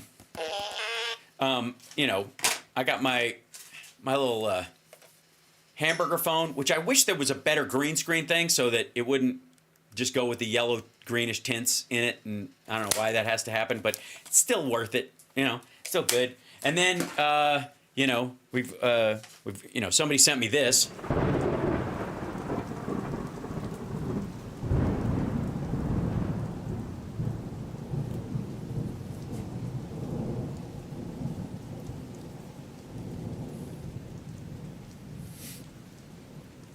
The kidney has a very special place in the heart. Shut up, you dingus. So, got that. Whoops. And then, Jet, our dear friend Jet, gave me the bullshit button, which I don't use as much as I'd like to. I got to really start working that in 2025. I got my, from my Joe Rogan gift bag, I got, still got one tube left. If anything starts to itch, or if I get the sniffles anytime soon, just right up the old poop chute, squeeze. Yes, it's Safeguard for all your equine, bovine, butthole ivermectin needs. And my Garfield phone and my Captain America and the weirdest Bluetooth speaker I got this as a gift. This is a Bluetooth speaker, and it's green, so you can't see it, but it looks like a claymore, and it says "Front Towards Party," which I think is very funny. So, and then of course, obviously very important, the Jeff Goldblum Greatest Live Stream in the History of Live Streams Award, which I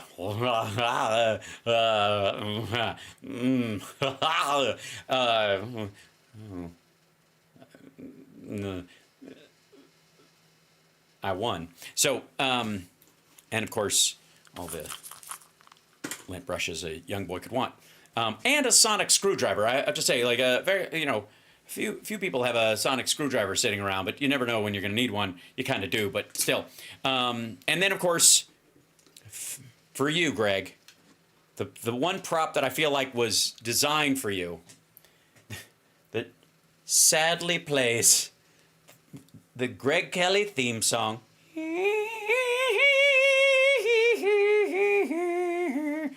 Greg Kelly, sorrow's man, and he lives in sorrow's butthole, underneath the broken land.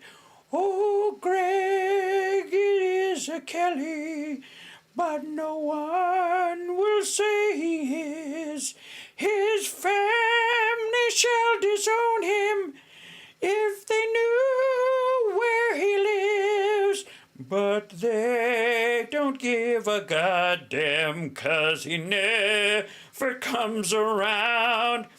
He's Greg Kelly, the most miserable man in town and on the internet. There you go. Thank you very much. Thank you. Never had one lesson.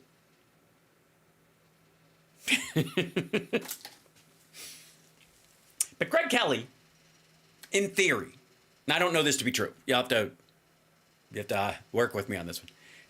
Greg Kelly, in theory, has a staff and a studio and other people running the show physically, like flipping the switches and picking the cameras and directing it and stuff.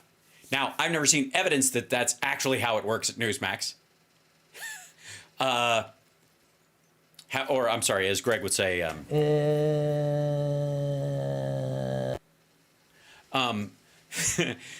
yet he can't enjoy it. His dude won. He's getting everything he wants, and yet every day goes to work alone in the garage where they film all the Newsmax shows. And in the morning show, there's a co-host couple, and there's like 3 people who hang around, staff. But as soon as Greg comes in, everybody fucking scatters, and it's just Greg alone in the studio with like a post-it note that tells him which switches to flip to make his show go. Oh boy. All right, so let's see. This is Greg Kelly gets to the bottom of the surge in plane crashes. What do you think? The firing of people at the FAA before you even know what the fuck they do for a living? We have seen a very strange surge, everybody, in plane crashes, haven't we? Sure. It's a crazy spike. It's going nuts. And it coincides with President Trump becoming... Why are you looking at me, you fucking weirdo? It's a crazy spike and it's going nuts. It's wild. These plane crashes are crazy. President, and the establishment being really, really mad about that. I'm sorry, real quick. Why wouldn't the quote? So the establishment is mad that planes are falling out of the sky? I can't imagine why. Maybe they got a flight next week and it's just they've got anxiety about it, dipshit. Or maybe it's just bad if planes have fewer landings than they have takeoffs. I think it's not much to ask. Gregory, can I call you Gory? It's not much to ask that planes have an equal number of takeoffs and landings, and that those landings are as coordinated as the takeoffs at least. I'm not saying there's a correlation or a tie, but let's go through it. The first...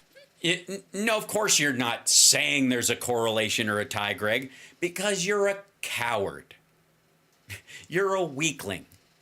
You're a pusillanimous tit.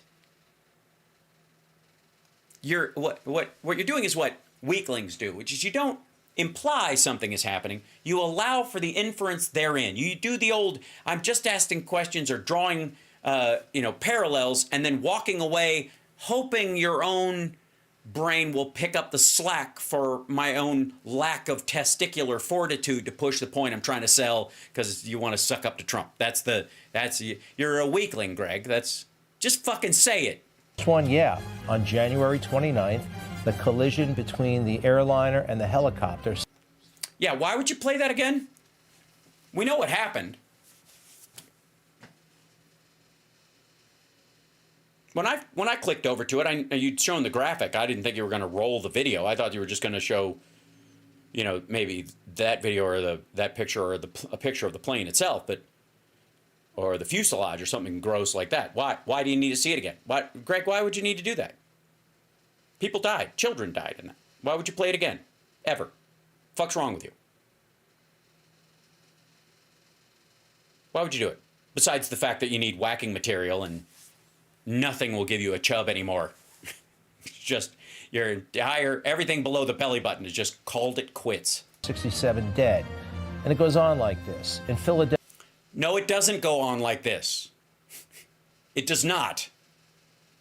A couple of planes bumping into each other on runways, or even a Delta flight turning upside down, people being injured because you had a landing gear issue, is not the same. It going on like this. This is the worst of it. It went down from this, if anything. You fucking weirdo. Philadelphia, January 31st, 7 killed, 24 injured. Another plane crash in Ohio on February 5th. Okay, we're gonna go. Really? No injuries, no deaths. You're just gonna a local plane. These fucking things go down all the time, and nobody's hurt. This has nothing to do with anything, unless you're gonna go. What's the tie? What is it? Black pilot, black person in the tower, if they have a tower at all, at whatever airport they were at, you fucking weirdo. Another plane crash in Arkansas, also on February 5th. California, a plane goes down, February 9th. Yeah, these are weather related. These happen all the fucking time. And actually, there was a really brutal collision. Alaska, the Alaska plane crash. You heard about that thing? You've never seen this kind of frequency, not since the 1970s, 1980s maybe. Scottsdale, a plane goes down, 5 injured. New Hampshire. Maybe, I don't know, go into who's on them and see if there's any tie before you start assuming that these aren't just a lot of people flying in weather I mean, don't get me wrong, that last plane, it looks, that's a cutting edge vehicle right there, ladies and gentlemen. It doesn't, that plane looks like it was made out of an Apple IIc. 1980s maybe. Scottsdale, a plane goes down, 5 injured. New Hampshire, another plane crashes.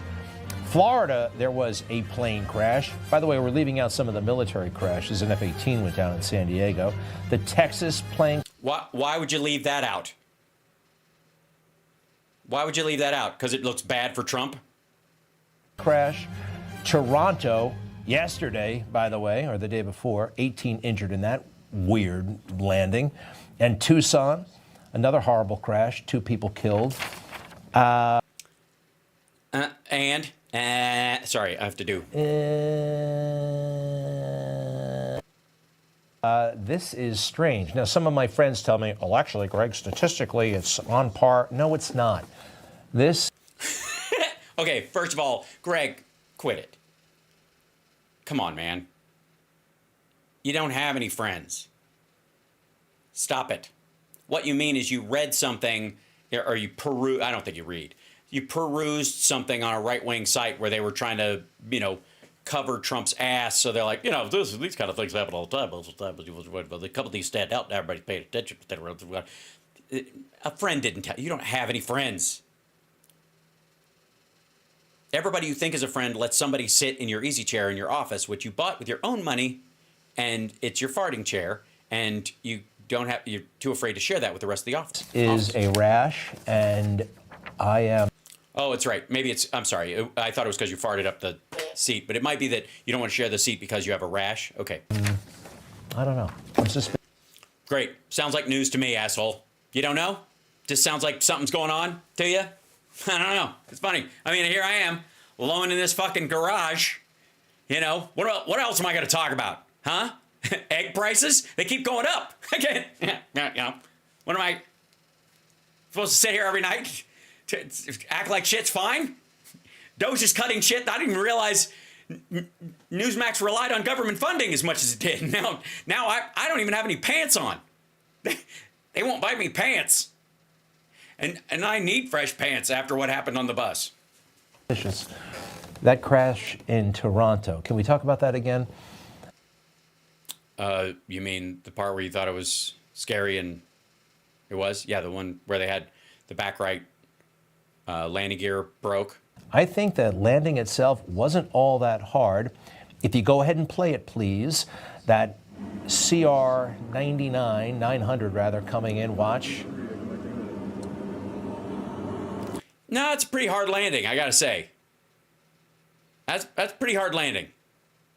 My guess is they were having problems with the landing gear. They were getting signs on it. They knew it wasn't stable, and that they decided to land on the belly of the crap because they knew it wouldn't hold up right. So they kind of jammed them down, expecting to glide across the ground. So that was a pretty heavy landing. I gotta say, that was like a military landing. Kind of was. I know I've seen harder landings. Yeah, but not on broken landing gear, stupid. Great. Congratulations, Greg. You've seen harder landings. And you didn't see a flare. I'm sorry, were they supposed to release countermeasures? And actually, usually it takes several. And what he means is it didn't flare when it was landing like this. And that's exactly what everybody's saying. There's no flare on the landing. And by the way, when pilots fly, by the way, the flare is probably the most important part of, and Connie Kelly will back me up on this, I think. The flare is one of the most important parts of flying because that's the moment when you actually touch the aircraft down to the ground on landing. It's the most difficult part of the process. And what you do is as you're coming in like this, you flare, which means you lift up the nose and you sit the back wheels down on and roll into it, okay? So that's the flare. All aircraft do it. They do a little bit. They need a little more flare. That's right. So they do that, okay? And the issue is that most pilots only, a pilot that's been in the air for years will have like 20 minutes of flare experience because that second of landing, that one part of the landing is so short. It's not like something you do, considering its importance, over and over and over and over and over again on your own again and again, right? You have a limited experience with it. So that's where everybody's looking at this and going 900 rather coming in. So see, he's pretty level to the ground. This is with a concern. This is what everybody was talking about. Watch. And there's a little bit of a flare, but not much of one. See that? He doesn't really kick up. So I don't know. It might, gear could have been a problem. Again, that's why I think they were intentionally trying to bring it down on its belly and slide because they knew it couldn't take the impact of trying to do it. But that's, yeah. And then in hitting it, because where they landed, it broke the right wheel and then it rolled over. I know I've seen harder landings. and you didn't see a flare. And actually, usually it takes several seconds for a plane to go from 10 feet to the ground. And take a look at this. Yeah, so clearly what? Because they had female flight attendants on a Delta flight, this is what caused it? Everybody who was strapped into their fucking chair? Put some numbers in it. It's that plane landing from the cockpit, and you'll hear the computer, and we put little numbers up on the upper right. Great, Greg. Frequency of plane crashes escalate within just a few weeks. Thanks, Joe Biden. Like, what the fuck? That will flash when the number is stated by the computer. And you'll notice after 10 feet, there's a pretty big delay until the plane actually hits the ground. Yeah, that's why people think he was actually trying to belly it. 50,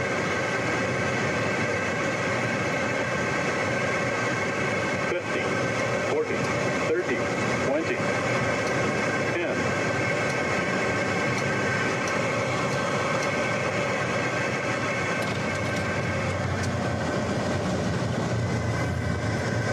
It's like 10 full seconds, a second a foot for the final landing. We didn't see that in Toronto. Yeah, that's not weird at all, dummy. The actual moment of contact is the longest part of that. It's not counting down a fucking landing. It's not like 50, 40, 30, 20, 10, 0. It's counting the altitude and the distance from it. That's when they're bringing, that's when you should pause, stupid. Good Lord. What are you talking about? It just went right through that 10 feet. We don't know. I do know.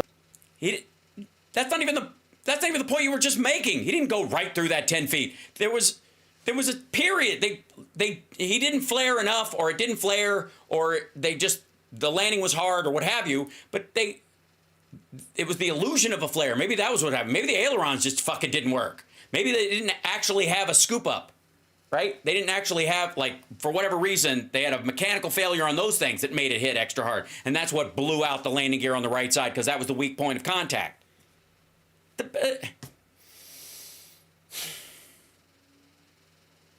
I can't.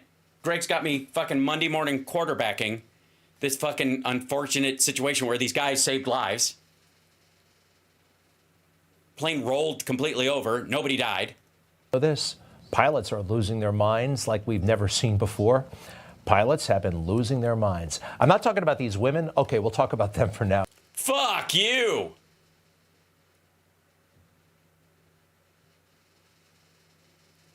All right. First of all, let's just deal with the sleight of hand that Greg's people are attempting, and he's too stupid to pull it off, thank God. That we're supposed to believe by the cut nature of this, thought to thought, you carry the thought through that you saw these arms, but you couldn't. It was obviously a man. If you look at the fucking, that's not her arm. That's a dude. That's two dudes. Look at those arms, baby.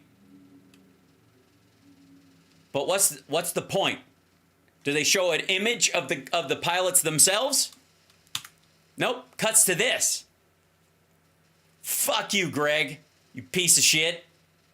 Don't try this sleight of hand. Don't try to tip like, women are flying planes. That's probably what brought it down. Men in the tower. It was Canada. Men flying the plane. It was a mechanical thing. Shit happens. Fuck you.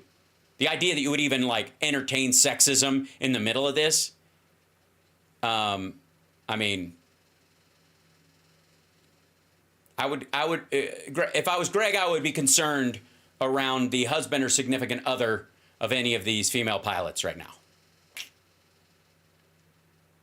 Yes, the right side is the co-pilot, that is true, but he was the one who was actually had control of the plane for the landing. If you'll notice, he was the one dialing down the speed. He was the one bringing in the landing. The pilot on his left was not actually doing it. So, anyways, there you go. Pilots have been losing their minds. I'm not talking about these women. Okay, we'll talk about them for now. There are only so many hours in the day. for corporations to do what they do, whether it's making computers or flying planes. Is that what corporations do, Greg? Is that what they split their time between flying planes and building computers? You don't have time to screw around. Fuck, Greg, what the fuck do you think your show is, asshole? You don't wait. You don't actually think you do news, do you? Greg, look, I have a healthy sense of humor about what I do for a living, but I put way more effort into it than you do, dipshit. All you do is fuck around. You don't even know the stories you're covering when you come to work.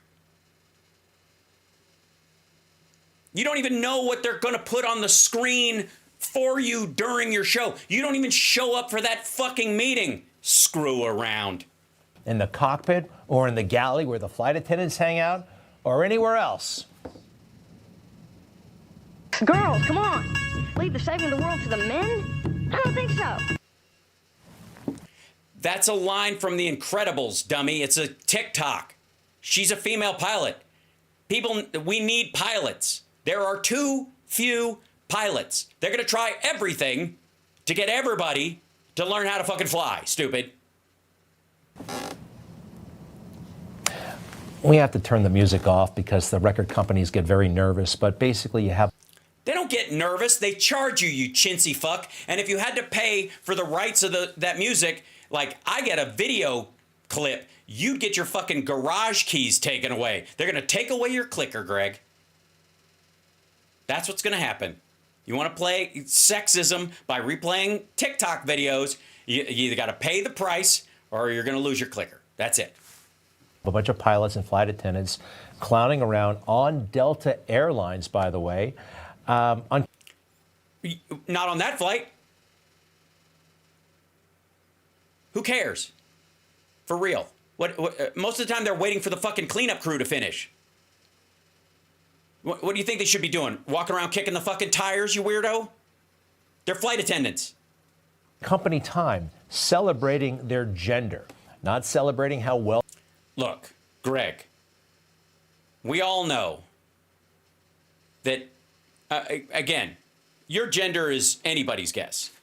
And we understand that no matter what you do, Greg, no one will ever celebrate your gender, whatever it is. Even if you transitioned, trans people would go, you can stay over there. Nobody cares about your dick, Greg. No one. Least of all you. This is what you're mad about. This is clearly what you're mad about. When you look down at your penis and you go... All right. They fly the plane or how well they land or how softly they land, but... Well, it kind of matters if the dudes bounced a fucking plane and rolled it.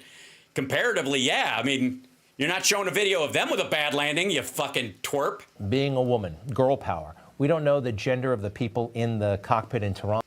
Yeah, you do! Yes, you do! You can see their fucking arms, you fucking tit! Oh my God! Yes, you do!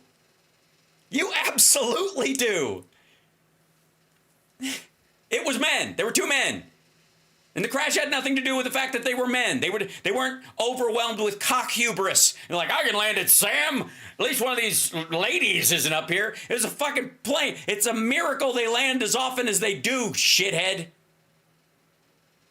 Fuck is the matter with you? They were dudes.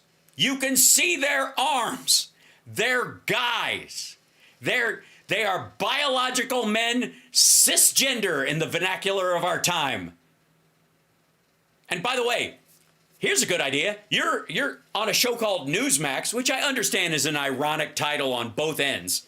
Jesus Christ. I mean, it should be called Derp Minimum, but we get it. But look it up.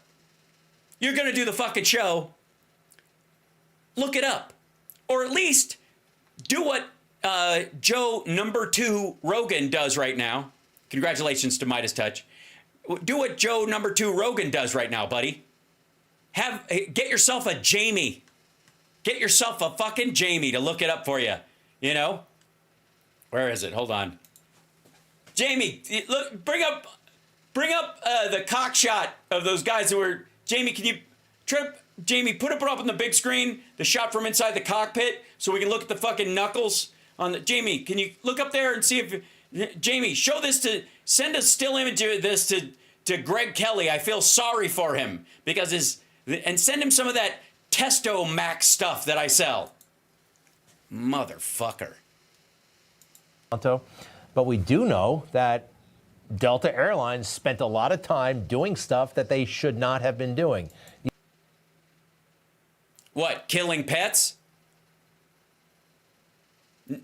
No, dummy. No. This is what they should be doing. They need to hire pilots. They need to hire flight attendants. They need to hire techs of all sorts. And you don't land a plane based on your physical upper body strength or your lung capacity. Asshole. They're doing exactly what they need to do. Here's the thing, Greg. I would trust these women to land my plane more than I would trust you. You know why? Because they have something to live for. They have hope. They can look years down the line and think of good times with family and friends and times that they learned and expanded themselves. Maybe even went on a eat, love, pray kind of mission in the world, went hiking through Italy or something and really found themselves or got their groove back in the Caribbean. Shit you will never experience, fuckwad. If I walked on a plane and like, this is your pilot, Greg Kelly, I'm like, I'm out. This motherfucker wants to go down with the ship. Everybody, he's taking us all with him because he doesn't want to die alone. Everybody off the fucking plane. No, you can call the police. Arrest me. I'm busy saving lives. Everyone, Greg Kelly is a fucking loser and he's going to get us all killed. So everybody, I'm not getting on a plane from this airline until you find a pilot with a reason to live. That's all I want. I want a pilot that wants to get where he's going because life has promise. And Greg Kelly is not that fucking dude. Everybody's got a reason to live, baby. All right.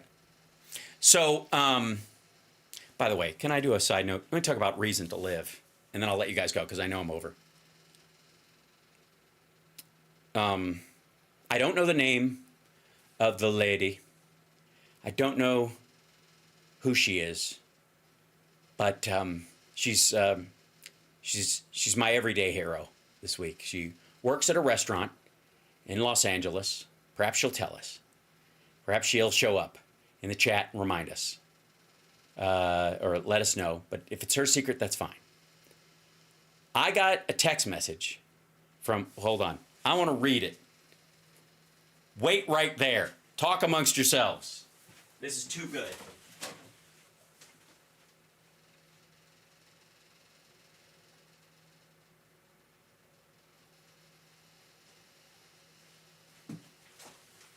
This is just, and I know what you're thinking. You're thinking, Hal, you're just rubbing this in. You're just trying to make Greg Kelly feel worse than he already does.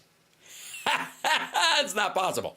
So, I got a message the other day. I got a text message from somebody I haven't heard from in a little bit. Little fella. He's not little. He's actually, I think we're the exact same height. Super talented, a genuine sweetheart, blisteringly funny dude, and one of the most, I think, should be appreciated songwriters of our time. Okay, just a man many of you know from the last couple of years, Richard Marx. And Richard texted me, "Hi, Caleb, I get it." Okay, hold on. Richard Marx texted me this. I hadn't talked to him in a bit, and I got this out of the blue. And I have to tell you, there are moments when you're like, you guys know how I feel about being famous. I fucking love it. It's great. It's awesome. You should follow me to the dry cleaners sometime or to any number of shops, especially when as the 20-somethings who watched Lab Rats are coming up. It's a good time.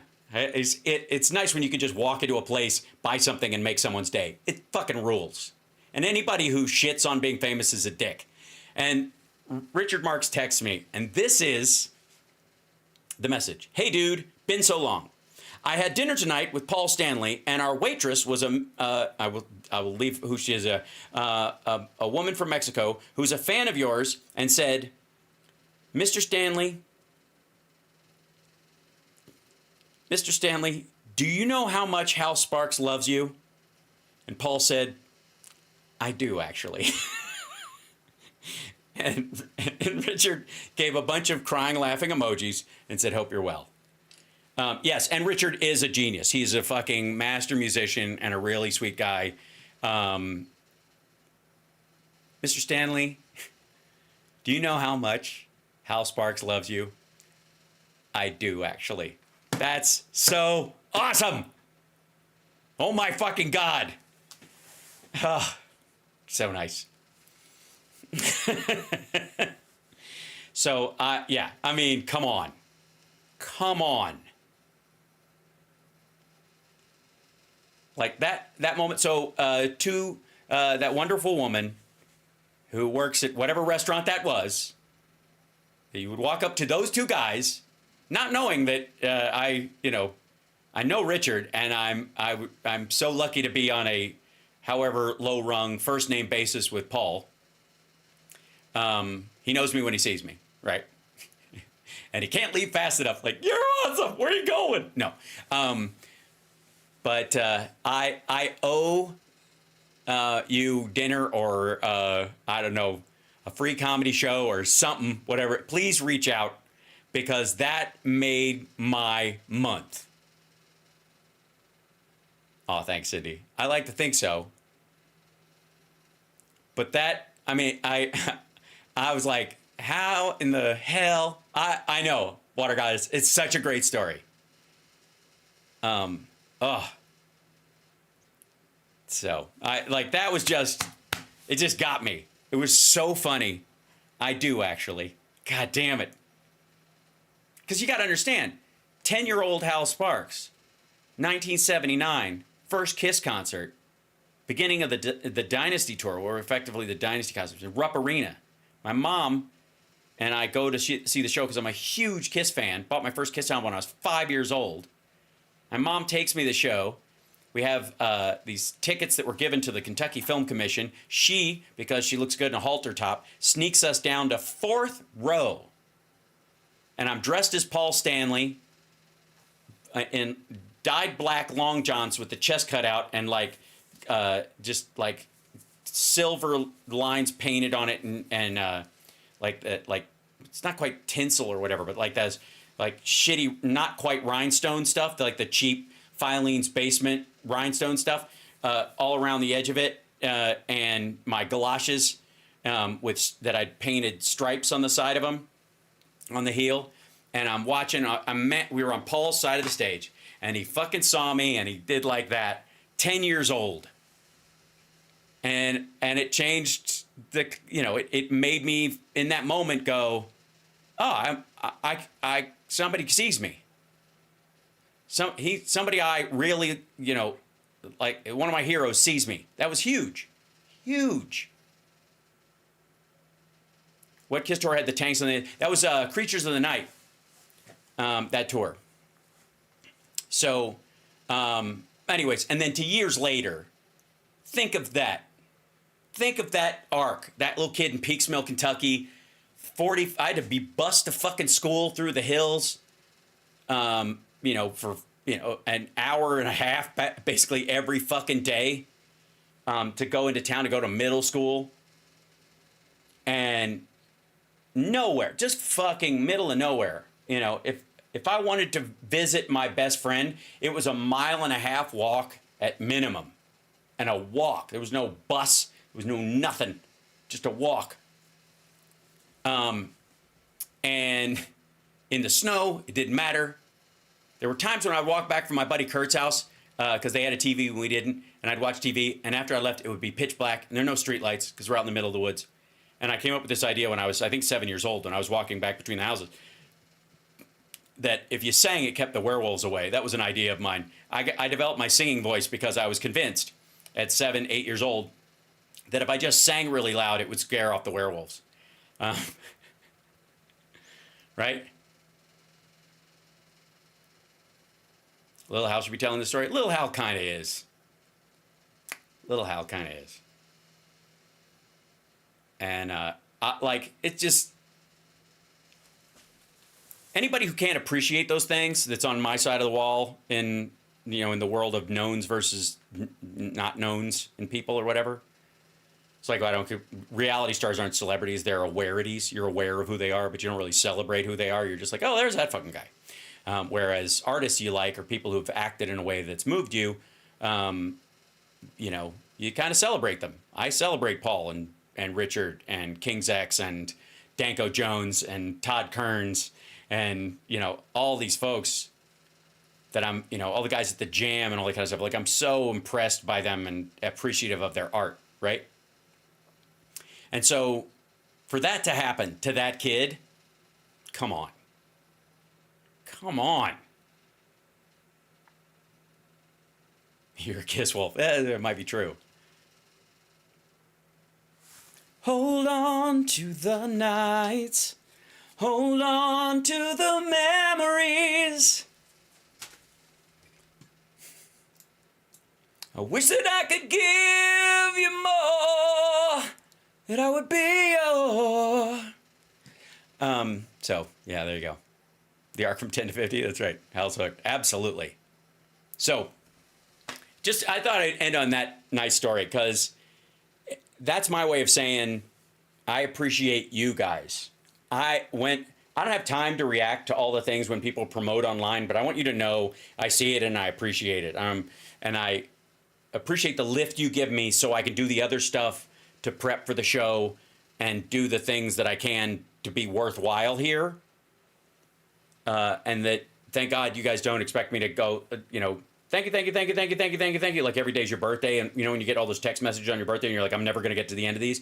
You get that feeling sometimes when you're on this side of the camera, and it can be overwhelming. And I gotta say, I appreciate you guys giving me the space to just do the thing I do, instead of just getting a sore arm from high-fiving all the time. It's really lovely. And I would do more of it if I felt like it was necessary, but I'd rather do the thing that you like than sell the thing. I mean, I should be better at selling. We know this. I know. I hear you, Cliff. I hear you. But I know you guys do that, and I see it, and I love you for it. And that story with her, this lady who is unnamed, I don't know her name. They didn't say I don't think he knew. I think I don't even know that she was their waiter. I think she was just working there and came over to them. I don't know. But when something like that happens, I need her and everybody to know that not only I, but a lot of people in my position in this world appreciate it. We see it, and it touches you in a way I don't think people can really wrap their head around, because it's one thing to have a friend do something nice for you and not tell you or whatever, or a neighbor, hey, I saw you left your screen door open, so I shut it, and whatever. Those kind of things. Those little things where you're like, oh, that's really awesome. Like, your family grows a little bit, but there's a space between people when you live online or on the other side of a camera, for a lot of people, that is hard to grasp when you're not there yet. Like, I didn't really understand it until Talk Soup, and I understood it right away. Like, I did an experiment, and I'll leave you with this. I did an experiment. I've mentioned this before, but some of you are new and deserve to hear it. I hit the like. When I got Talk Soup, I got it on a Wednesday, and they said, you're going to start next week. And it was 4th of July weekend. And so it was going to be a short week. It was going to be Monday to Thursday, and then we'd have Friday off. And so I went out on the weekend before I did Talk Soup ever, before my first show. And I went down to 3rd Street Promenade in LA, in Santa Monica, and I walked around, very aware that from this point on, this is my last day of total anonymity. Where I'm walking around, I was very aware that this time next week, it's gonna be different. Even if they fire me in a week, I'll be famous as the shortest talk soup host in history, right? Because that's what's gonna happen. I knew it. Even with that. So I went down there and I wandered around. Nobody, except the ladies, gave me a second glance. Because I am adorable. So I was walking around, just being cute. But not, not stopping traffic. And then I did 4 days on the show. And I came back to 3rd Street Promenade the next weekend. A scientific test. And there was a place called the Broadway Deli, which was down on the, no, I'm 5'9", which is plenty. It's right on Broadway and 3rd Street Promenade. And there's a parking garage right here. You get out of the parking garage, and there's like a little alley kind of business hallway kind of thing that you would take when it was raining on 3rd Street and you need to go to the store. You go through there instead of coming around Broadway Deli. Go through there, and it comes straight out of the parking garage. I came down to the parking garage, walk across, go straight through there. And I step out onto 3rd Street. I had not even cleared the door area. And a stranger, a dude, I had no idea who this guy was, hit me in the chest with his palm like this. Just went, boom. Hey, new talk soup guy. That was it. Before I even stepped out onto 3rd Street Promenade. And it was fucking solid. Like, he wanted my attention. Like that. He felt like, and today everybody like, he put his hands on you? That's assault. It was fucking fine. It was great. It was a solid, like whack right in the chest. And that was it. Hey, talk soup guy. That was it. From that point on, whole new game. Even at the ebb of, periods between stuff where I grow my hair out, or on, in VH1 when I would grow my hair long or whatever, I look nothing like Michael. I look nothing like myself on Talk Soup. I look nothing like, myself on Lab Rats. Doesn't matter. Even during the ebbs of it, it's always people just going, oh, hey, I love that. It's beautiful. It's a great thing. It is so good. It's such a lovely thing. And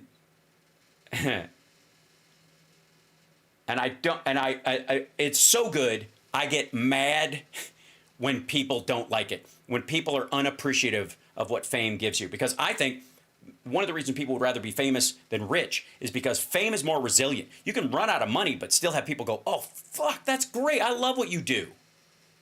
Yeah? There's a bunch of stars out there who were on the skids for a while financially, and it was fans that were like, hey, can I buy you dinner? And they had no idea that they were buying them the only meal they had that day. Like, it happens all the time. And why would you piss something like that away? That strangers that far removed from you would go, hey, I like what you do. Anybody gets mad about that shit? Now, I've had some weird shit, don't get me wrong. I've had death threats because of Queer as Folk. I had big chunks of the gay community mad at me, not because I was a straight guy playing a gay character, but because Michael broke up Brian and Justin for a while. And so they were literally angry at me because of what my character was written to do, right?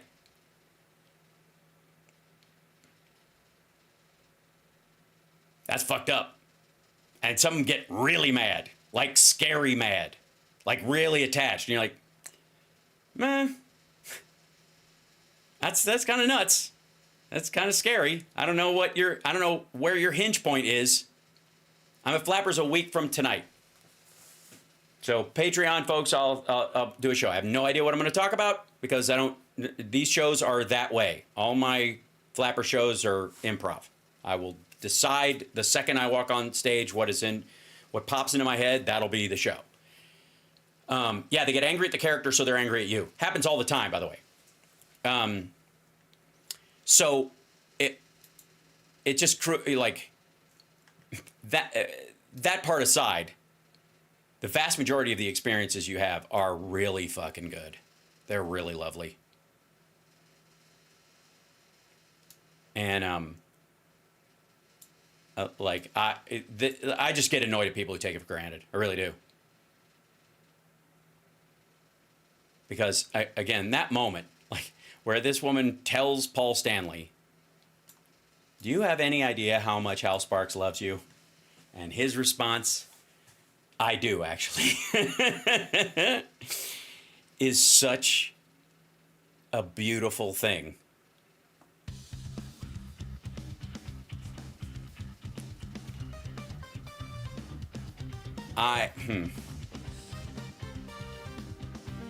Yeah, rip Dimebag. We'll talk about that next time. I heard the real story behind that. That was gnarly. Whole other show. Thanks, Bo. You won't be the first. And I can tell you, one of these days, remind me, guys, to tell you about how many times I've been sexually groped against my will by fans early in my career. Yeah, that's a good time. That's a good story. Yeah. Not even funny. Not even like, oh yeah, we're just messing around. No. You can tell the difference. Oh yeah, it's a real thing. And you know what? I'm just fine. I'll be all right. You guys, though, I love. And I am a great hugger, Aaron. It's true. You know why? Because I mean it. All right, I gotta go. I'll see you guys tomorrow. I think Rob Glenn has a previous engagement, so we might do a special midday show with him to make sure we can get it in, because there's so much stuff to cover. Although new robot stuff tomorrow, it's crazy. They're coming. I'm telling you. But it's nice to be irreplaceable.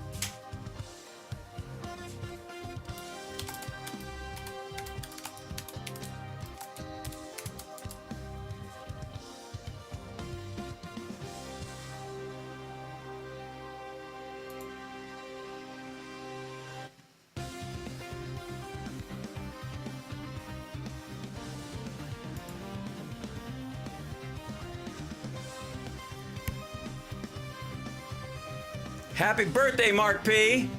What? I just saw that. Happy birthday, brother.